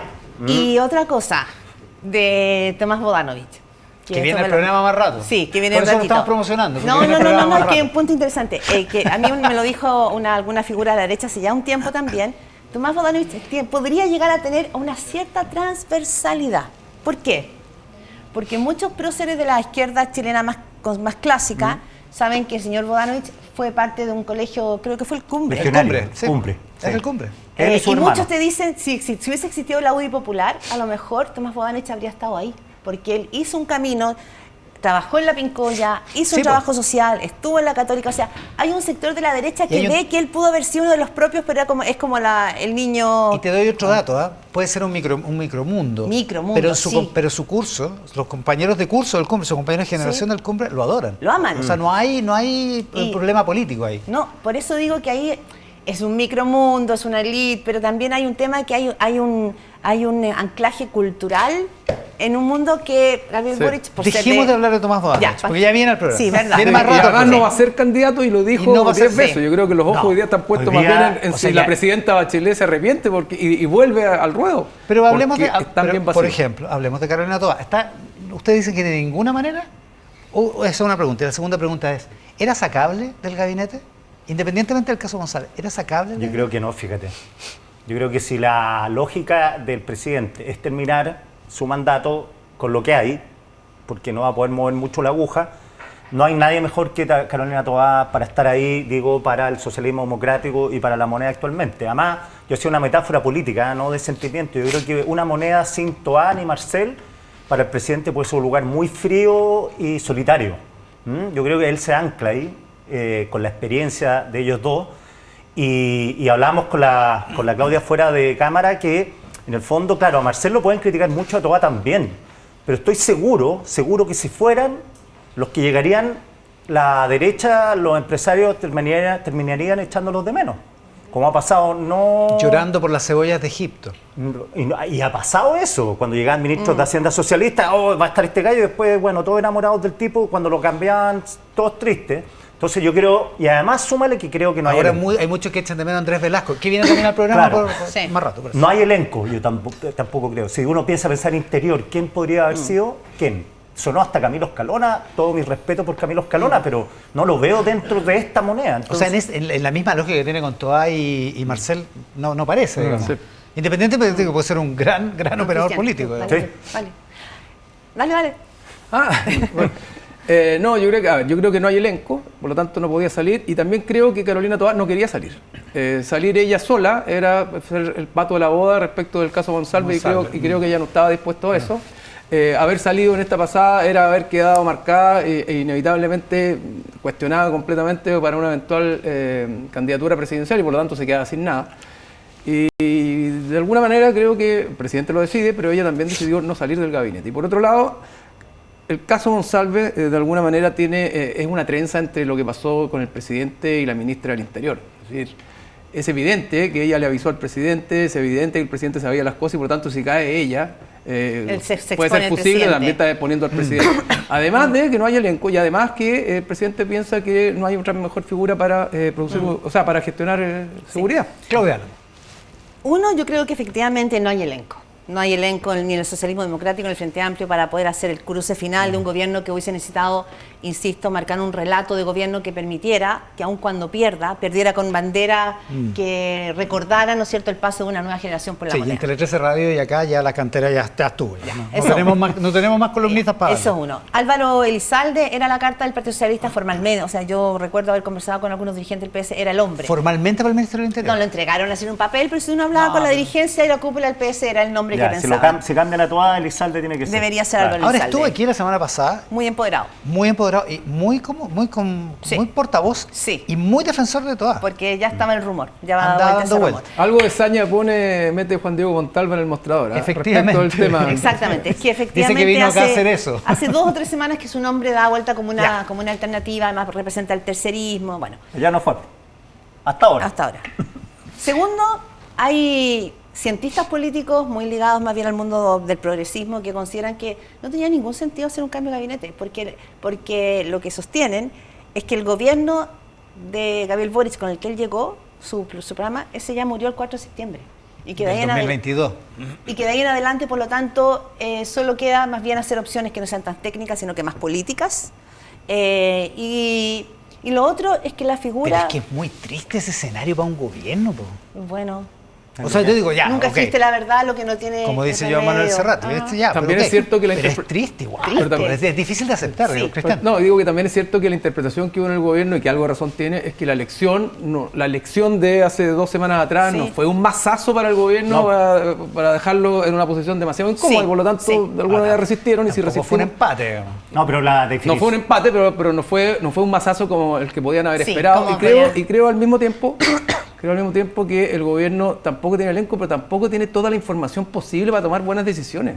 ¿En qué sentido? En el sentido de, bueno, no sabemos Si el qué puede- gobierno no tiene información. No, pero pasa no con sabemos. Monsalve. No, el caso Monsalve no sabemos hasta dónde puede llegar. Tú puedes sacar una ministra o un ministro y después te pones a otro y que no sabes qué Sí. pasó. Segundo, bueno, después podemos conversar, pero las amenazas de Hermosilla, que son bien patéticas a esta altura, vamos a ir pero a eso. también amenazaban al mundo político. Y bueno, ¿y qué pasa si Hermosilla o los chats de Y si Hermosilla de repente escondían algo saca un que conejo, un nuevo ¿ah? ministro, ¿verdad?, puede estar ahí metido? Entonces, muy complejo. Hablemos de a propósito de... Solo para terminar con Ya, Toá, yo dale. creo que no hay que sacar de escena algo que es importante de Carolina Toá, además de su experiencia de Estado, de entender la República, porque lleva muchos años en eso. Ella fue una mujer clave para el propio presidente Boric cuando entra a la moneda después de la derrota del plebiscito. Claro. Sí, claro. Y yo creo que por más que ella decidió no irse, el presidente le dice, ok, quédate. Primero ella tenía que haber salido con Orellana, no podría haber salido sola, tenían que salir las dos. Eso, Sí, no, porque eso sola en el PS no- estaba claro, salía una, salían las dos. Pero esa sí que era la guerra mundial, si salía sola. Eso es la guerra Sí. mundial. Y lo segundo es que también habría sido bastante ingrato para ella, con todos los cuestionamientos que puede haber a su persona, si lo hizo bien, si lo hizo mal, si lo dijo antes, si no, si lo ha hecho... Que una figura que ha entregado todo y ha puesto todo su capital político, que no era poco, a favor de una nueva generación del Frente Amplio, haya tenido que salir por la puerta chica. Profesor, era injusto por donde se Era lo viera. injusto también. Claro. Y además agrégale que si Ese salía resultado. Orellana y Porque de salía hecho, Toá, en imagínate el- cómo se enojaba la fanaticada del gobierno. Exactamente. Claro. A propósito de lo que vimos delante. Eso. ¿Iba a decir algo más? No sé qué más. Ya. No, la mejor ¿Alguien? Perdón. Perdón, la mejor definición es que en el cónclave me dio alguien que dijo, sí, perdimos, pero no perdimos porque empatamos. Les fue peor, Sí. pero empataron, o sea, ganaron por un poquito en voto popular. En voto popular. Digo, en población territorio gobernada. gobernado. En población gobernada. Claro. Es lo único No lo sé que- si lo suman que a gana. Matías Toledo ahí o no, el de Puente Ah, Alto. es que ¿para qué están sumando, Mateo? no ganaron, seamos precisos, no ganaron. Perdieron tanto, pero no perdieron la mayoría. Sí. Claro, Ya, pero claro. perdieron en concejales Perdimos, pero por primera perdimos vez desde porque empatamos. Por eso, 1990, ya claro. paren el escándalo. Por eso que él fue ahora, malo, sí. dicho eso, ¿alguien entendió lo que hizo Juan Pablo Hermosilla esta semana? Sí. Yo ¿Tú creo lo que- entendiste? Bueno, la Claudia editorial Álamo. de la Claudia tercera Álamo- Claudia Álamo se lo Ah. explica al país. La editorial de la tercera en Mercurio hoy día lo hacen papa. Lo hacen pedazos. Sí, no, a ver, cuando vimos la situación ahí, evidentemente costaba mucho entender la imagen, la escena, la performance con la que Juan Pablo Hermosilla hace esto, que era una amenaza que todos sabíamos. Yo quiero hacer una mea culpa, creo que también nosotros los medios fuimos a amplificar la puesta en escena que él quería hacer, en la que él puso las reglas, mira, ahora voy a decir esto, caímos, ya. Pero cuando uno indaga, y yo reporté esto también en sectores como de los fiscales, para ver cómo cabe esta información, dice, mira, esto es más viejo que el hilo negro, o sea, tu posibilidad, y esto ha pasado en el caso de Lavallato, esto ha pasado en la Cosa Nostra, tú tienes que deslegitimar a la persona que te está investigando. Tú tienes que quitarle toda legitimidad para que tu propia causa, y en este caso Luis Hermosilla enfrenta cargos muy graves, Y todavía no los enfrenta a todos. y todavía lo enfrenta a todos. Eso no exact- está formalizado por todas las cosas. Exactamente. Es desacreditar. Entonces, para muchos... O sea, era contra Ángel Valencia, contra el fiscal nacional. Sí, y no Y solo... contra Y no Lorena solo Parra, exactamente. la fiscal regional sí, Oriente. sí. Y también poner entredicho al resto de los fiscales. Pero entiendo que además todos los fiscales tienen muy claro este concepto que les digo, que es como... si vulneramos, si fragilizamos esa institución, nuestra situación quedamos todos sucios. En los Bosa, fíjate que en la conferencia de prensa cortito, no se le dio mucha relevancia porque ¿Quique tanto estuvo en la conferencia de prensa?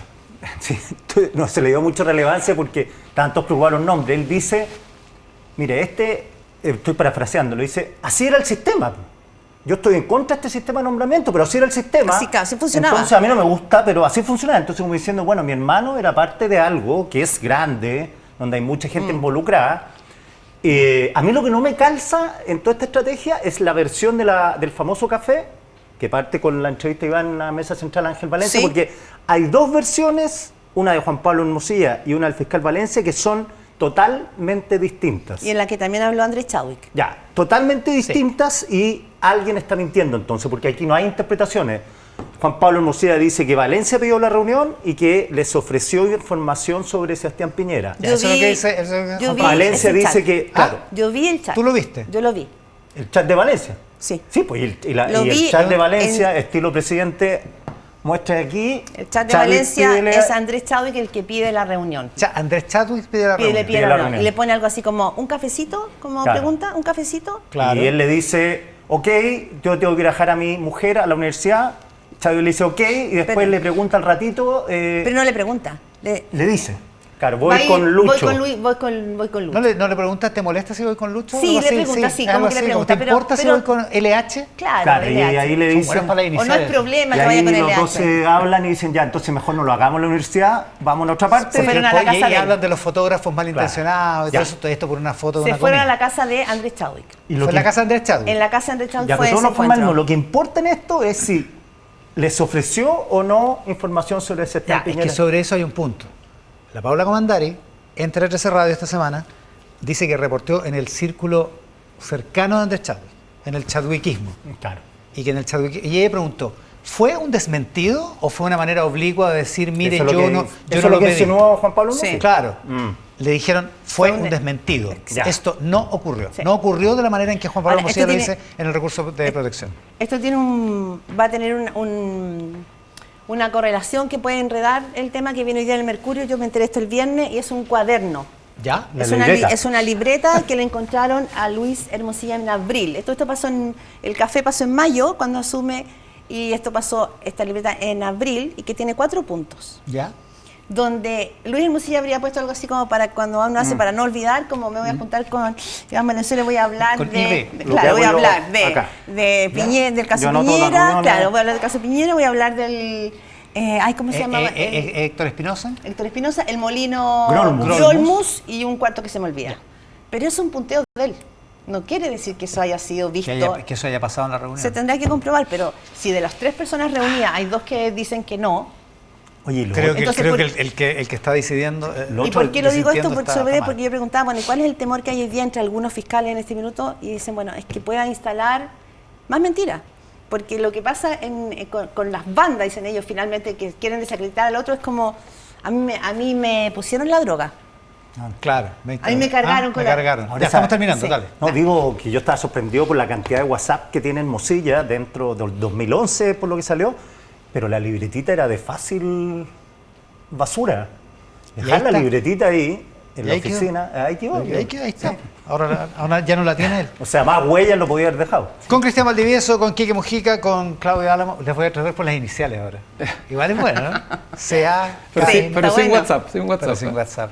Muchas gracias por compartir esta Gracias parte a del ti, domingo. gracias a Viene ustedes. Andrés Velasco en el siguiente bloque y viene Tomás Bodanovich, ya lo dijimos, ¿no? Sí. Ya, los dos invitados de esta Muy mañana interesante. aquí en Mesa Central. Ya estuvimos con el ministro de Hacienda, Mario Marcelo. Con Andrés Velasco, ex ministro, ex candidato presidencial también. Andrés, de paso por Chile, muchísimas gracias por la gentileza de estar acá. Gracias por la invitación, un gusto. Muy poquitos días acá en Chile. Se va 3 a... días apenas, parto esta tarde. Y se va después a Lima, a la PEC. Exactamente. Miércoles, jueves y viernes es la cumbre de la PEC en Lima. ¿Y va a hacer una exposición? ¿Qué va a hacer? Así es. Me invitaron a hablar sobre las consecuencias políticas y económicas de las distintas elecciones en el mundo, partiendo, por supuesto, por la de Trump. Hagamos un adelanto en esta conversación, pero Con antes mucho de eso, gusto. hablemos un poco de Chile.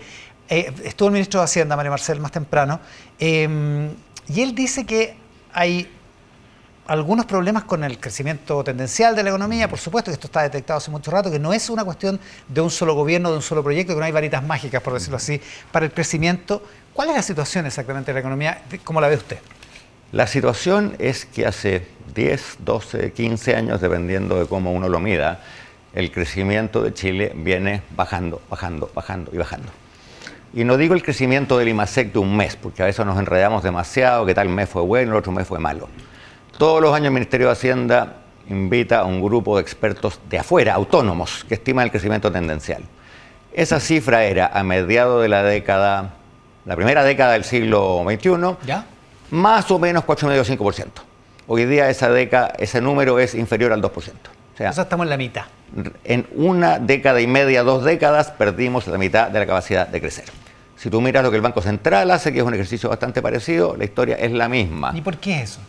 ¿Por qué? Porque nuestra productividad está estancada, porque la inversión ha bajado, porque el mercado laboral funciona mal, porque hemos hecho reformas educacionales que han sido cualquier cosa menos educacionales, y porque además, y esta es la razón de fondo, porque tenemos una política como las WIFA. Y al final la política es la que te permite llegar a acuerdo, aprobar leyes y mejorar los problemas que hace 20 o 25 años están ahí sin que nadie los aborde. O sea, no es el único elemento, pero está en la base el problema que tenemos con el sistema político. Indudablemente. Indudablemente. ¿Por qué? ¿Por qué? A ver, primero el problema y después las causas y la posible solución. No hay varitas mágicas, evidentemente. Lo que hay que hacer es identificar problemas, cambiar las normas, las leyes, las reglas. Y para eso tú tienes que ir al Congreso y tienes que encontrar una mayoría de 50+1 que diga vamos a hacer este cambio. ¿Cuántos años que en Chile venimos hablando de reforma de pensiones? Desde la última que hicimos el gobierno de Bachelet 1, que fue el 2008. ¿Cuántos años que venimos hablando del tema tributario? Los gobiernos son un poquito para acá, un poquito para allá, pero el asunto no se cierra. ¿Cuánto tiempo que venimos hablando de la calidad de la educación? ¿Qué se ha hecho? Básicamente nada. Y esto no es fruto de la buena o mala voluntad de la capacidad de gestión de un gobierno u otro. ¿Cuántas reformas pro crecimiento hizo Michelle Bachelet en su segundo gobierno? Difícil identificar alguna. ¿Cuántas reformas pro crecimiento hizo Sebastián Piñera, un gobierno de centro derecha, en sus 2 periodos? 0, ninguna. ¿Cuántas reformas estructurales ha logrado el actual gobierno hacer con los votos en el Congreso? Ninguna. Ese es el, digámoslo así, esas son las manifestaciones. Ya, o sea, pero ¿cuál no es el problema? Un segundo Sí. más, Iván. No quiero dar la lata, pero este es un punto central. Porque tenemos un sistema presidencial con que el presidente y la presidenta está 4 años en el poder, pero el sistema electoral es tal que hay 22 partidos en el Congreso, que cada partido es una pyme y que por lo tanto armar mayorías para gobernar es imposible. Y quien venga en el próximo periodo va a sufrir exactamente el mismo problema. A menos que se cambie el sistema. O sea, no es un problema de este gobierno, no es un problema de que, como lo decía el propio ministro Marcel hace un rato acá en el programa, efectivamente el tema del crecimiento no era parte ni de los énfasis ni de los intereses del programa de gobierno de Gabriel Boric. Los distintos gobiernos tienen distintos énfasis. A mí en especial no me gustaba el énfasis que estaba planteado en el programa de Boric. Pero esa es historia antigua. El asunto es que, más allá de los deseos de cualquier gobierno, de los planes, de los anuncios, no están los votos. No están los votos en este gobierno, no los tuvo Sebastián Piñera, no los tuvo Michelle Bachelet. Y eso no viene de que un presidente sea más simpático, más carismático, menos carismático, mejor o peor a la hora de la gestión. Tiene que ver con el hecho de que con 22 partidos en el Congreso, el país se vuelve ingobernable. O sea, aun cuando un gobierno, incluyendo este, Claro. dijera, tengo esta reforma pro crecimiento ahora, y no es una varita mágica, pero es una cosa importante, ¿tendría que pasar por el Congreso y se perdería? ¿Ese es el panorama? Mira, no es que solamente se perdería, que efectivamente es así.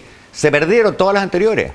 Te reitero, Sebastián Piñera estuvo 2 periodos en el gobierno. Sebastián Piñera no era un hombre precisamente tímido ni carente de convicciones, ¿no es cierto? Claro. ¿Cuántas reformas logró pasar por el Congreso? 0, ninguna. El actual gobierno, uno puede discutir si le gusta o no le gusta el énfasis de tal proyecto de ley o el otro, pero de los grandes y gordos, ha habido algunos logros, por supuesto, pero de los grandes y políticamente difíciles, ¿cuántos ha logrado aprobar? Pensiones, impuestos, ninguno. Entonces, hace 20 años más o menos que el crecimiento tendencial de Chile viene cuesta abajo en la rodada. Y eso tenemos que abordarlo. Y las raíces de ese problema son políticas, no son el IMASEC del mes pasado o las declaraciones de un ministro hace 15 días. Hablemos un poco de ese punto económico, pero una pregunta sobre el ministro Marcel. Muchos en la oposición dicen que el ministro Marcel ha dilapidado su capital político, su prestigio como economista. ¿Cómo lo ve usted eso? Eso es lo que dice la oposición, y dicen todas las oposiciones, y las oposiciones se desgañitan pegándole al ministro de Hacienda. Yo lo viví. Yo no estoy de acuerdo con cada una de las cosas que Mario Marcel puede haber dicho o hecho, pero no me cabe ninguna duda de que es una persona seria, capaz, responsable y es un buen ministro de Hacienda. Ahora, el problema de crecimiento estructural se suma a la coyuntura inflacionaria, que no es solo chilena, es internacional y hay un problema. Y eso de alguna manera nos va a conectar con Estados Unidos, pero hay un problema con la inflación en Chile todavía y probablemente hay un problema con el crecimiento económico que le quita oportunidades a mucha gente y eso puede tener un correlato electoral el próximo año, ¿no? A ver, yo pondría la inflación en la categoría de problema grave, indudablemente, en los últimos 2 o 3 años, en el mundo, no solo en Chile, pero tiene un tinte distinto al crecimiento. El crecimiento tiene 2 décadas en que ya se arrastran los problemas no resueltos. La inflación se pegó un salto aquí y en la quebrada del Ají, post-COVID, por una razón muy sencilla, porque los gobiernos le pusieron mucha sal y pimienta a la economía durante el COVID, hubo además una invasión criminal por parte de Rusia a Ucrania, se agravó el problema en el Medio Oriente, las distintas cadenas de suministro se trabaron y cuando no hay bienes, bueno, los que hay suben de precio. Claro. Y eso pasó aquí y en todas partes. Entonces, ahí se dividen los países en 2 categorías. Aquellos que tienen bancos centrales serios, que dijeron, problema, hagamos algo al respecto, y países que tienen bancos centrales inútiles, que no son pocos. En Chile, Diría que en Estados Unidos también, Gran Bretaña, donde yo vivo también, los bancos centrales dijeron, párele, subamos las tasas de interés. Y más menos, décimas más, décimas menos, esa alza en las tasas de interés surgió efecto. O sea, hay países que tenían tasas de interés, perdón, tenían tasas de inflación del 10-11%, hoy día andan en torno al 2 y al 3. ¿Significa esto que podemos cantar victoria y olvidarnos? Por supuesto no. Hay meses mejores, meses peores, hay que estar atentos. Claro, es lo que estamos viviendo esta semana. Exactamente. Por estos días tuvimos una cifra mala, la gente se pone nerviosa, el Banco Central estará alerta, me imagino, eso es natural. Pero no perdamos de vista que teníamos inflación más allá del 10 y hoy día estamos muy cerca de la meta del Banco Central, por lo tanto estamos en otro plano de cosas. Claro, es un plano distinto, pero la gente lo resiente igual. Hay gente que me dijo el otro día, cuando se conoció el dato de la inflación de octubre, 1%, y me decía, el 1% reflejado en lo que pago en dividendos, en lo que pago en colegios, en fin, es mucha plata. Para la gente es mucha plata. Y probablemente mucho de eso estuvo en la elección de Donald Trump en Estados Unidos, digamos. Indudablemente. No, voy a hacer un alcance técnico que espero se entienda. Cuando decimos que la inflación cayó, eso no es mentira, eso es cierto. Pero obviamente los incrementos de precios que ocurrieron en los últimos 18 meses, esos no desaparecen. ¿No el litro de encina ya cuesta lo que cuesta, exactamente. La mantequilla cuesta lo que cuesta, el pan cuesta lo que cuesta. Entonces, los precios venían subiendo, dejaron de subir, más o menos se estabilizaron, excepto el mes pasado. Pero quedaron arriba. Exactamente. Entonces, que a la gente del bolsillo le duele. Y no cabe ninguna duda que ese factor, yo creo que no es el principal, no es el único, pero ¿pesó o no pesó en la elección de Estados Unidos? Claro que sí. Ya, puede pesar aquí en Chile también. Mira, es que para Chile, en Chile falta bastante tiempo más, ¿no es cierto? Falta un año. Claro, pero yo no soy de los que se dedican a hacer vaticinios del IPC mes a mes, pero me sorprendería mucho si en 12 meses más la inflación no está dentro de la meta del Banco Central. Claro, pero de todas maneras los precios van a quedar altos y probablemente la gente lo resiente. Es cierto, pero la memoria de los seres humanos es corta y por lo tanto un fenómeno que ocurrió año y medio atrás no pesa tanto, creo yo, en las preferencias electorales. Ahora, gana Trump en Estados Unidos, gana bastante más holgado y con mayorías bien significativas en ambas cámaras. ¿Y eso qué significa para el mundo y qué significa para Chile? Primero hay que entender por qué un señor tan loco, tan irresponsable, que dijo tantas leceras durante la campaña, gana. Y aquí yo creo que corresponde una autocrítica de las élites gringas y especialmente de las élites de izquierda. Pasó en Estados Unidos algo que tiene en común, una gotita, con lo que pasó en Chile en el primer plebiscito constitucional, que sencillamente hay gente que miraba ciertas propuestas de la izquierda más radical y decía, ¿de qué me están hablando? No quiero decir con esto que Trump tenga nada que ver con el rechazo es una cosa positiva, creo que Trump es una cosa negativa, pero hay un fenómeno sociológico subyacente que hemos visto en Brasil con la elección de Bolsonaro, que hemos visto en Estados Unidos.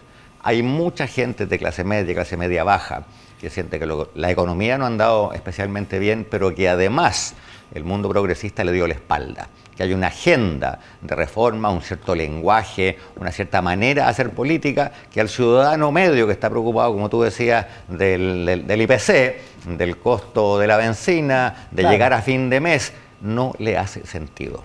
Hubo además una arrogancia gigantesca por parte de ciertos líderes del Partido Demócrata y del mundo académico intelectual. No perdamos de vista que Hillary Clinton hace 8 años tuvo que dar muchas explicaciones después de que dijo que todos los votantes de Trump eran gente deplorable. Deplorable, sí. A Biden se le escapó, no está claro si quiso decirlo o no, que los votantes de Trump eran basura. Cuando tú quieres pedirle el voto a alguien, no le dices, mire, usted es basura, pero sin embargo igual vote por mí. Creo que ahí hay un mea culpa gigantesco que el mundo de la centroizquierda y la izquierda en Estados Unidos tiene que hacer. Ya, o sea, más que escandalizarse por el triunfo de Trump, también la izquierda, la centroizquierda, que es el domicilio político suyo, tiene que hacer un análisis respecto de su propia conexión con las personas. Bueno, ahora, eso no quita que nos escandalicemos por el triunfo de un señor que a todas luces es racista, cuyas credenciales democráticas son muy cuestionables, que habla y dice cosas absolutamente insensatas, que estuvo detrás de un intento de golpe de Estado el 6 de enero hace 4 años en el Capitolio de los Estados Unidos. Trump no es un demócrata, ahora, no es una persona respetada ni respetable, pero es un fenómeno político respecto del cual no podemos sencillamente decir el tipo es un loco. Hay que entender el fenómeno político porque tiene raíces muy profundas. Claro, hay que entenderlo bien con los datos. Así es. Trump sacó 74 millones y medio de votos, contando Arizona que se supo anoche. Así es. Que son más o menos los mismos votos que sacó hace 4 años. 1,5 millones más, creo. Ya, incluso, claro, ya, pero está en el margen. Claro. Kamala Harris perdió 6, 8 millones de votos respecto de Joe Biden en el 2020. O sea, aparentemente la elección la perdió el Partido Demócrata, digamos. Pero hay dos fenómenos ahí. Uno, los incumbentes, como se dice ahora, los partidos que están en el poder rara vez ganan. En este último tiempo. No, que ganan al ir a la vuelta, no sé, tratando de renovar su mandato. Encontremos en América Latina una elección en que el partido gobernante haya ganado. México es el único. México ¿no es es uno de los exactamente. Segundo, hace tiempo ya que hay un cierto realineamiento de la política en Estados Unidos, y el Partido Demócrata, que históricamente fue el partido de la clase trabajadora, de los sindicatos, de los obreros, ¿no es cierto? El Partido Demócrata perdió esos votantes hace mucho tiempo y se fue quedando con los votantes más educados de ambas costas. Si tú miras el mapa electoral de Estados Unidos, donde allá pintan azul a los demócratas y rojo, nunca he entendido por qué rojos son los de derecha allá, Estados Unidos es un país muy raro, ¿no es cierto? Bueno, el país es azul en sus márgenes y es rojo en todo el resto.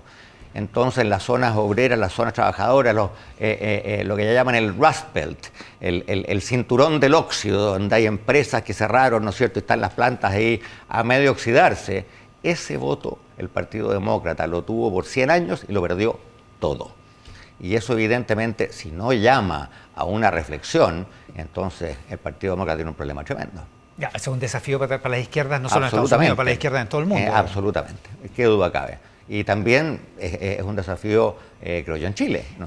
Desde el punto de vista económico, las medidas de Donald Trump probablemente tengan un efecto, para empezar, en las tasas de interés y descontar que también pueden tener un efecto en la inflación, lo que nos va a afectar de todas maneras. Indudablemente.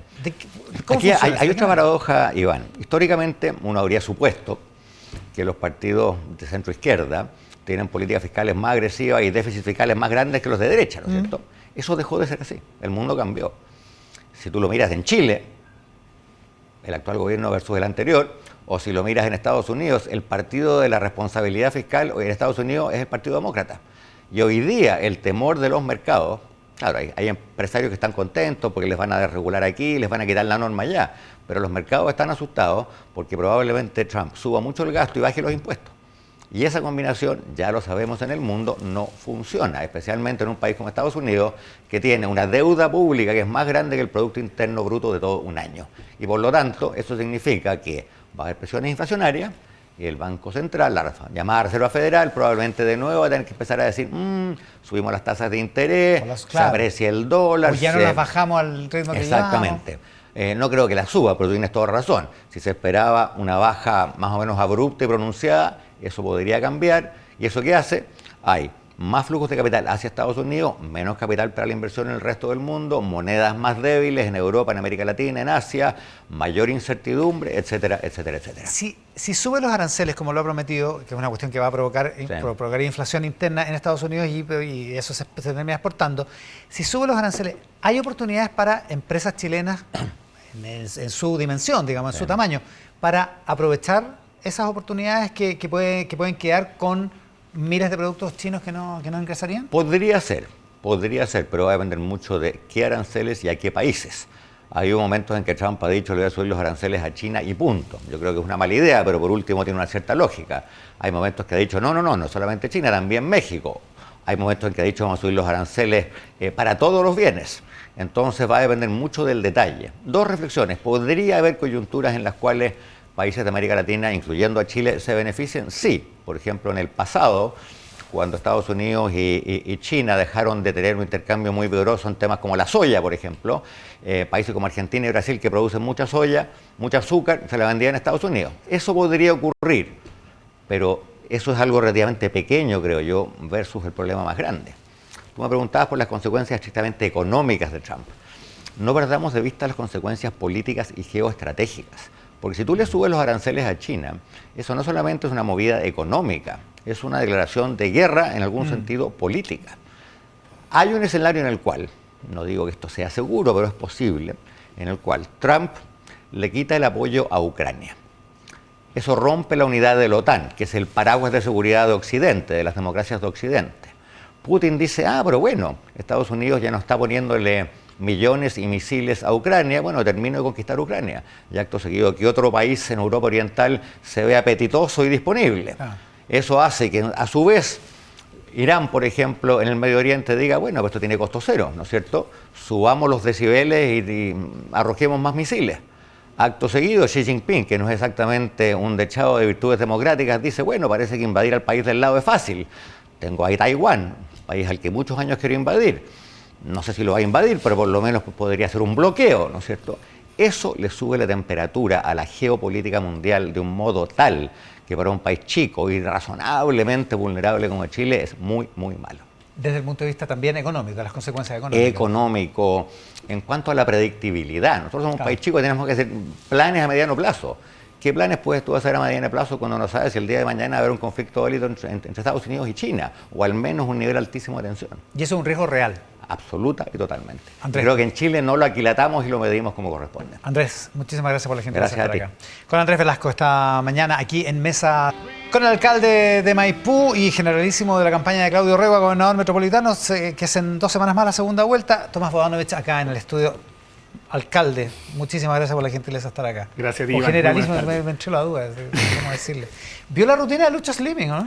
En la Me Teletón. llegó el clip en redes sociales, no la pude ver completa, la tengo pendiente ahora para el domingo. Pasamos a la etapa de material de cultura popular, ¿ya? Me lesearon bastante, pero fue en buena onda, así que le aprovecho a mandar un saludo a... Oiga, yo sé que Grande usted Slimming. ha dicho como 35 veces que no va a ser candidato presidencial, pero mi editor me dice, ni siquiera en caso de emergencia rompa el vidrio y usted sale, ni siquiera en eso. Slimming me ayudó, dijo que no tenía que ser candidato, así que me echó una manito ahí. Dijo que iba a envejecer ¿Usted mucho. confía así en que Slimming? Yo confío en la visión para que no tiene envejecer. Slimming. Sí. Para no envejecer. Para efectivamente. Pero hay falta de elenco en su sector, ¿eh? Eso sí. Pero hay proyectos, que yo creo que es lo más importante. Los gobiernos no se tratan solamente de la popularidad de una figura de turno para ganar una elección, yo creo que se trata de la construcción y propuesta de un proyecto para el país, y en ese sentido yo creo que hoy día hemos logrado, de parte del Frente Amplio y Socialismo Democrático, poder converger en un proyecto común, y yo espero que logremos encontrar una candidatura presidencial única que nos permita empujar esto, y también una lista parlamentaria única de cara a los años que vienen, y ya tendremos que definir el mecanismo, los nombres. No es mi deber, yo ya me resté a esa lista hace mucho tiempo, tengo un compromiso con comuna que hace imposible siquiera reflexionar al respecto, pero yo estoy convencido que todavía queda tiempo, que ya estamos abocados a gobernar, pero que pronto aparecerá ese nombre que logre liderar este gran proyecto. Si le fuera bien a Claudio Rego en la segunda vuelta, ¿sería un nombre? Yo creo que no. Yo creo que hoy día Claudio Rego está también ofreciéndole un compromiso a la ciudad y a la región metropolitana de poder conducirla por los próximos 4 años, y eso tampoco es compatible con una candidatura presidencial. Por tanto, lo que yo quiero ver es a Claudio Rego gobernando la región metropolitana los próximos 4 años y no como un eventual candidato. Además, él mismo ha sostenido que no está en sus planes. Ahora, se lo pregunto porque cuando dice usted hay un proyecto común, un proyecto de una alianza donde está el socialismo democrático, donde está el Frente Amplio, el Partido Comunista, donde hay muchos sectores que se están aglutinando, y se lo pregunto porque de alguna manera ese es el mundo que está detrás de la candidatura de Claudio Rego, que no obstante se presentó como candidato independiente, fuera de pacto, que no quiso estar mezclado. ¿Es incómodo el apoyo político, el apoyo de esos partidos para Claudio Rego? No, yo creo que Claudio ha logrado generar un apoyo que es bastante más transversal que en la izquierda o en la centroizquierda. Yo creo que muchas veces se ha tratado de instalar esta elección como un plebiscito al gobierno, como un eje de izquierdas-derechas, como un preámbulo de una eventual presidencial. Y la verdad es que esta es una campaña que se trata de la ciudad, de sus barrios y de quién es la persona que está más preparada y tiene más capacidades para liderarla. Ya, pero esto Y en no es ese una sentido, campaña sobre la recolección de basura, esto es una campaña política, digamos. pero sobre un proyecto de gestión sobre la ciudad. Y yo creo que hoy día Claudio Rego ha logrado convocar a personas que están muy por fuera del eje de la centroizquierda o del oficialismo del gobierno. Por ejemplo, alcaldes como René de la Vega, que es un alcalde que pertenece a la derecha, pero que ha visto, yo creo que en el gobernador lo mismo que hemos visto nosotros, que una capacidad de gestión, que una experiencia en el Estado, que una capacidad de llegar a acuerdos, que lo hacen ser sin duda la persona más preparada. Uno conversa también internamente con personas que derechamente militan en la derecha y más allá de sus declaraciones públicas, también tienen plena conciencia de que hoy día la persona más preparada, con más capacidad de llegar a acuerdos, con más capacidad de gestión, con más experiencia en el Estado, es Claudio Rego, y yo estoy seguro que varios de ellos también en el silencio de la urna van a apoyar su candidatura. Bueno, eso nunca lo sabremos, digamos, no hay contrafactual. Pero, Lo sabremos el día de más, la reacción con los resultados. pero lo más probable es que esa gente vote por la derecha, que vote por Francisco Rego, por el candidato posible. A ver, se lo voy a preguntar de otra manera. ¿Le molesta el apoyo del Partido Comunista, por ejemplo? No, para nada. Yo creo que la transversalidad en los proyectos políticos es un valor. Muchas veces hablamos de la necesidad de amplio acuerdo y yo creo que entre más miradas, puntos de vista y experiencia se sumen a una causa, la fortalecen. Por ejemplo, no sé, ayer tuvimos el gran ejemplo nacional que es la Teletón. que es una causa que abrazamos transversalmente de izquierda a derecha, todos la empujamos y nos permite conseguir objetivos muy importantes y lindos para la ciudad. Ojalá que la política aprendiera un poquito de ese ejercicio, y yo creo que entre más amplio sea el abanico que apoye la candidatura de Claudio Rego, más fortalece ese proyecto político. Claudio Rego, en la medida que sea gobernador de la región metropolitana, va a tener que sentarse a conversar con alcaldes republicanos, con alcaldes de Chile Vamos, con alcaldes del socialismo democrático, frente amplista y comunista, y ser capaz de, más allá de las legítimas diferencias o puntos de vista, sentarse en la misma mesa, empujar proyectos comunes, y yo creo que eso es lo que hoy día está en juego. ¿Qué tipo de liderazgo queremos para la región metropolitana y para el país? Y a mi manera de entender las cosas, creo que necesitamos liderazgos como el de Claudio Rego. Por eso me apoyo Pantán desde la convicción. Ya, pero una cosa es sentarse a conversar con alcaldes del Partido Republicano o hasta el Partido Comunista, y otra cosa es lo que plantea su contrincante, Francisco Rego, en esta campaña, que es que dice, Claudio Rego es el candidato apoyado por el Partido Comunista, si a mí me apoyara el Partido Comunista yo no aceptaría ese apoyo, y dos, es el candidato del apruebo del primer proceso constituyente, digamos. Es que por eso yo creo que cuando se trata de encasillar esta elección en un plebiscito o en politizarla demasiado, se pierde de vista de lo que se trata esta elección. Ahora, Francisco Rego no está mintiendo, pero digamos. Esas dos cosas son verdad. Esta elección se trata de la ciudad, de su futuro y de la persona más preparada para liderarla. Por ejemplo, nosotros en Maipú obtuvimos un 70% de apoyo en la urna. Sería muy loco pensar que el 70% de Maipú es frente amplista, o es de izquierda, o es progobierno. No, el 70% de los vecinos de Maipú evalúan una gestión honesta, cercana, eficiente, que ha traído avances concretos y materiales en la comuna.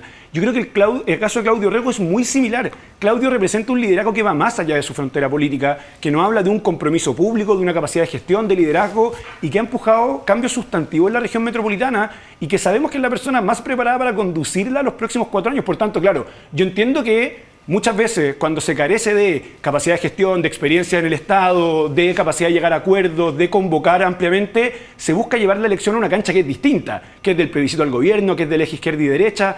Pero eso puede ser una capacidad discursiva interesante, pero cuando hay que administrar una institución con el presupuesto que tiene el gobierno regional, con la burocracia interna que tiene el gobierno regional, lo que va a pesar para el éxito o fracaso de ese proyecto no tiene que ver con dónde se para uno en el eje político muchas veces, sino que con la capacidad de gestión, de administración, de llegar a acuerdos, de trabajar con todos transversalmente.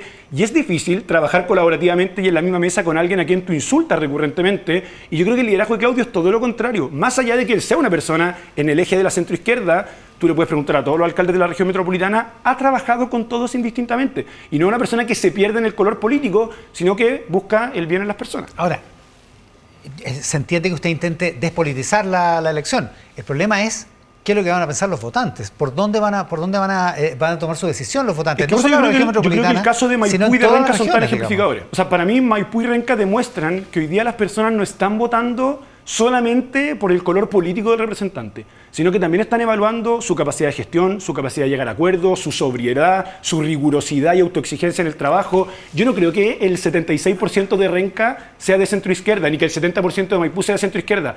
Creo que la mayoría de los habitantes de esas comunas valoran capacidades en Claudio Castro, en mí y también en Claudio Rego, que van más allá. Por cierto que necesitamos una visión política para ver qué queremos hacer con la ciudad, con nuestras comunas. Eso va de suyo. Pero también necesitamos que no sea una declaración teórica solamente, sino que tenga una materialización práctica en la realidad. O sea, no son personas políticamente asépticas, perdón que le interrumpa, no son asépticos políticamente, tienen una posición. O sea, yo soy militante del Frente Amplio y soy una persona de centroizquierda sin duda, pero yo creo que a las personas hoy día lo que les interesa, más de lo que uno quiera, sueña o declare, es de lo que uno es capaz de hacer. Y Claudio Rego yo creo que ha demostrado en el hacer el tipo de político que yo siempre digo. En la política muchas veces los gobiernos proclaman mucho lo que quieren hacer para el país, pero hablan muy poco de cómo van a hacerlo, de la metodología, de la forma, de los procedimientos de gestión. Esto es una cita de Michael Barber, que fue quien creó la Delivery Unit de Tony Blair, un experto en gestión pública.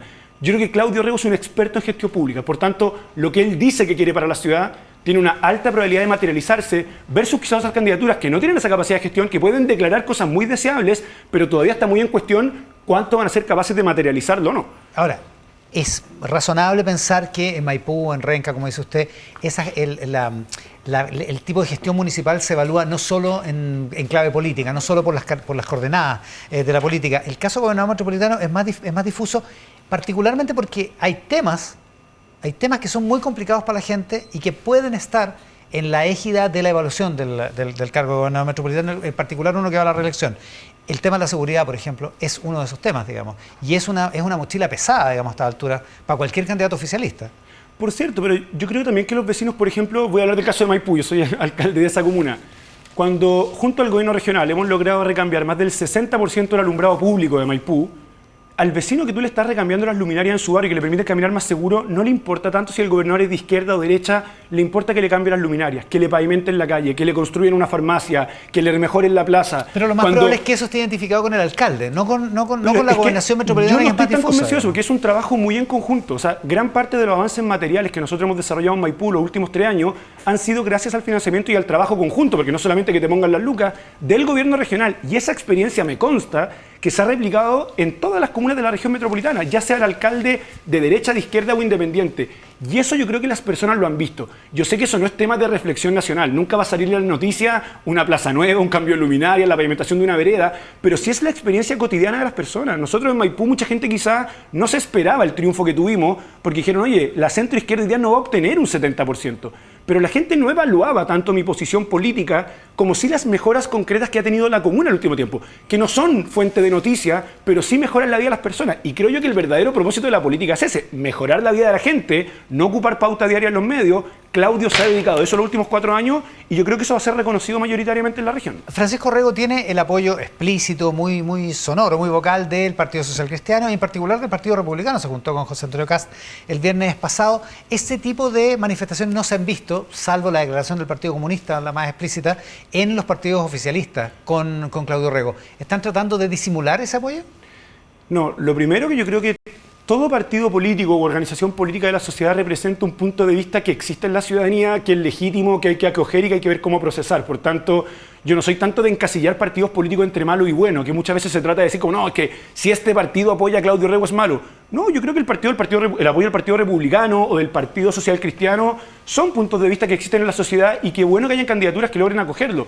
Ahora bien, yo creo que el apoyo a Claudio Rego va mucho más allá de los partidos políticos. No es que los partidos políticos no estén. Seguramente yo creo que toda organización política del centro a la izquierda hoy día va a apoyar la candidatura a Claudio Rego por su visión de ciudad, por su capacidad, pero el apoyo de Claudio no se queda ahí. O sea, el gobierno en este entonces podría tener un apoyo que ronda el 30%, sin duda. Claudio Rego va a obtener más del 50% en los resultados de la elección de gobernador. Eso quiere decir que si bien gran parte del mundo oficialista lo apoya, su apoyo va mucho más allá. Él logra convocar hoy día una ciudadanía que va más allá de la centroizquierda o del oficialismo, precisamente, no solo por su postura política, sino que por el tipo de gestión que la ha realizado. ¿Hay que contar los votos? ¿Sí? Hay que contar los votos. Ahí vemos. En 2 semanas más yo estoy esperanzado. 2 cosas. Una corta. La medida cautelar sobre las platas que está obteniendo la exalcaldesa Katy Barriga a través de esta plataforma para adultos. ¿Qué es lo que hay ahí? ¿Hay una cierta moralina involucrada en...? No, para nada. Estos son procesos que llevan los equipos jurídicos del municipio. La verdad es que yo no me meto mucho ahí. Sé que generó mucho revuelo en redes sociales la retención de recursos. Pero eso es un mecanismo que utilizan muchas defensas en casos de fraude al fisco, de poder cautelar ciertos recursos en caso de que haya una condena sancionatoria. Pero si hubiera estado haciendo negocio de macramé, yo creo que no haría ninguna distinción. Son decisiones que el equipo jurídico toma de forma bastante técnica y no por componentes morales o de golpes comunicacionales. No son casos en los que yo esté inmiscuido en el día a día. Yo me enteré un par de horas antes de que salieran los medios de comunicación, apenas salió la resolución. No es una decisión política mía tampoco, pero yo respeto el curso de los equipos técnicos que están llevando adelante este proceso. Pero la apoya, digamos. Sí, por cierto, es una representación que hace la municipalidad para poder resguardar recursos que fueron defraudados para la institución. Y lo último, respecto de seguridad. Usted fue muy visible cuando en La Moneda pidió el concurso de las Fuerzas Armadas en materias de seguridad. Carolina Leitao, que acaba de asumir la Subsecretaría de Prevención del Delito, también lo hizo. ¿Usted sigue pensando lo mismo? Sí, y no solo a propósito de la contingencia o de la urgencia de hoy. Yo creo que como país tenemos que hacernos la pregunta, en democracia, pensando en los próximos 30 años de qué rol van a cumplir nuestras Fuerzas Armadas en el resguardo de la seguridad interna. Creo que ese es el problema más urgente, más doloroso y más profundo que tenemos hoy como país, y el Estado tiene que utilizar toda su herramienta, bajo un Estado de Derecho, con consenso democrático, con respeto irrestricto a los derechos humanos, pero hacer uso de todas nuestras herramientas. Yo creo que es una reflexión que ya está sobre la mesa y espero que el sistema político logre llegar a los acuerdos necesarios para que la gente vea resultados en las calles y no solamente deseos o intenciones de parte de algunas autoridades. Alcalde, muchísimas gracias por la gentileza de estar hoy día acá. Muchas gracias a ti, Iván, y que tengan buen domingo en la tarde todos. Muchas gracias. Con Tomás Bodanovich cerramos esta edición de Mesa Central que hemos hecho en el 13 en simultáneo con Tele 13 Radio y T13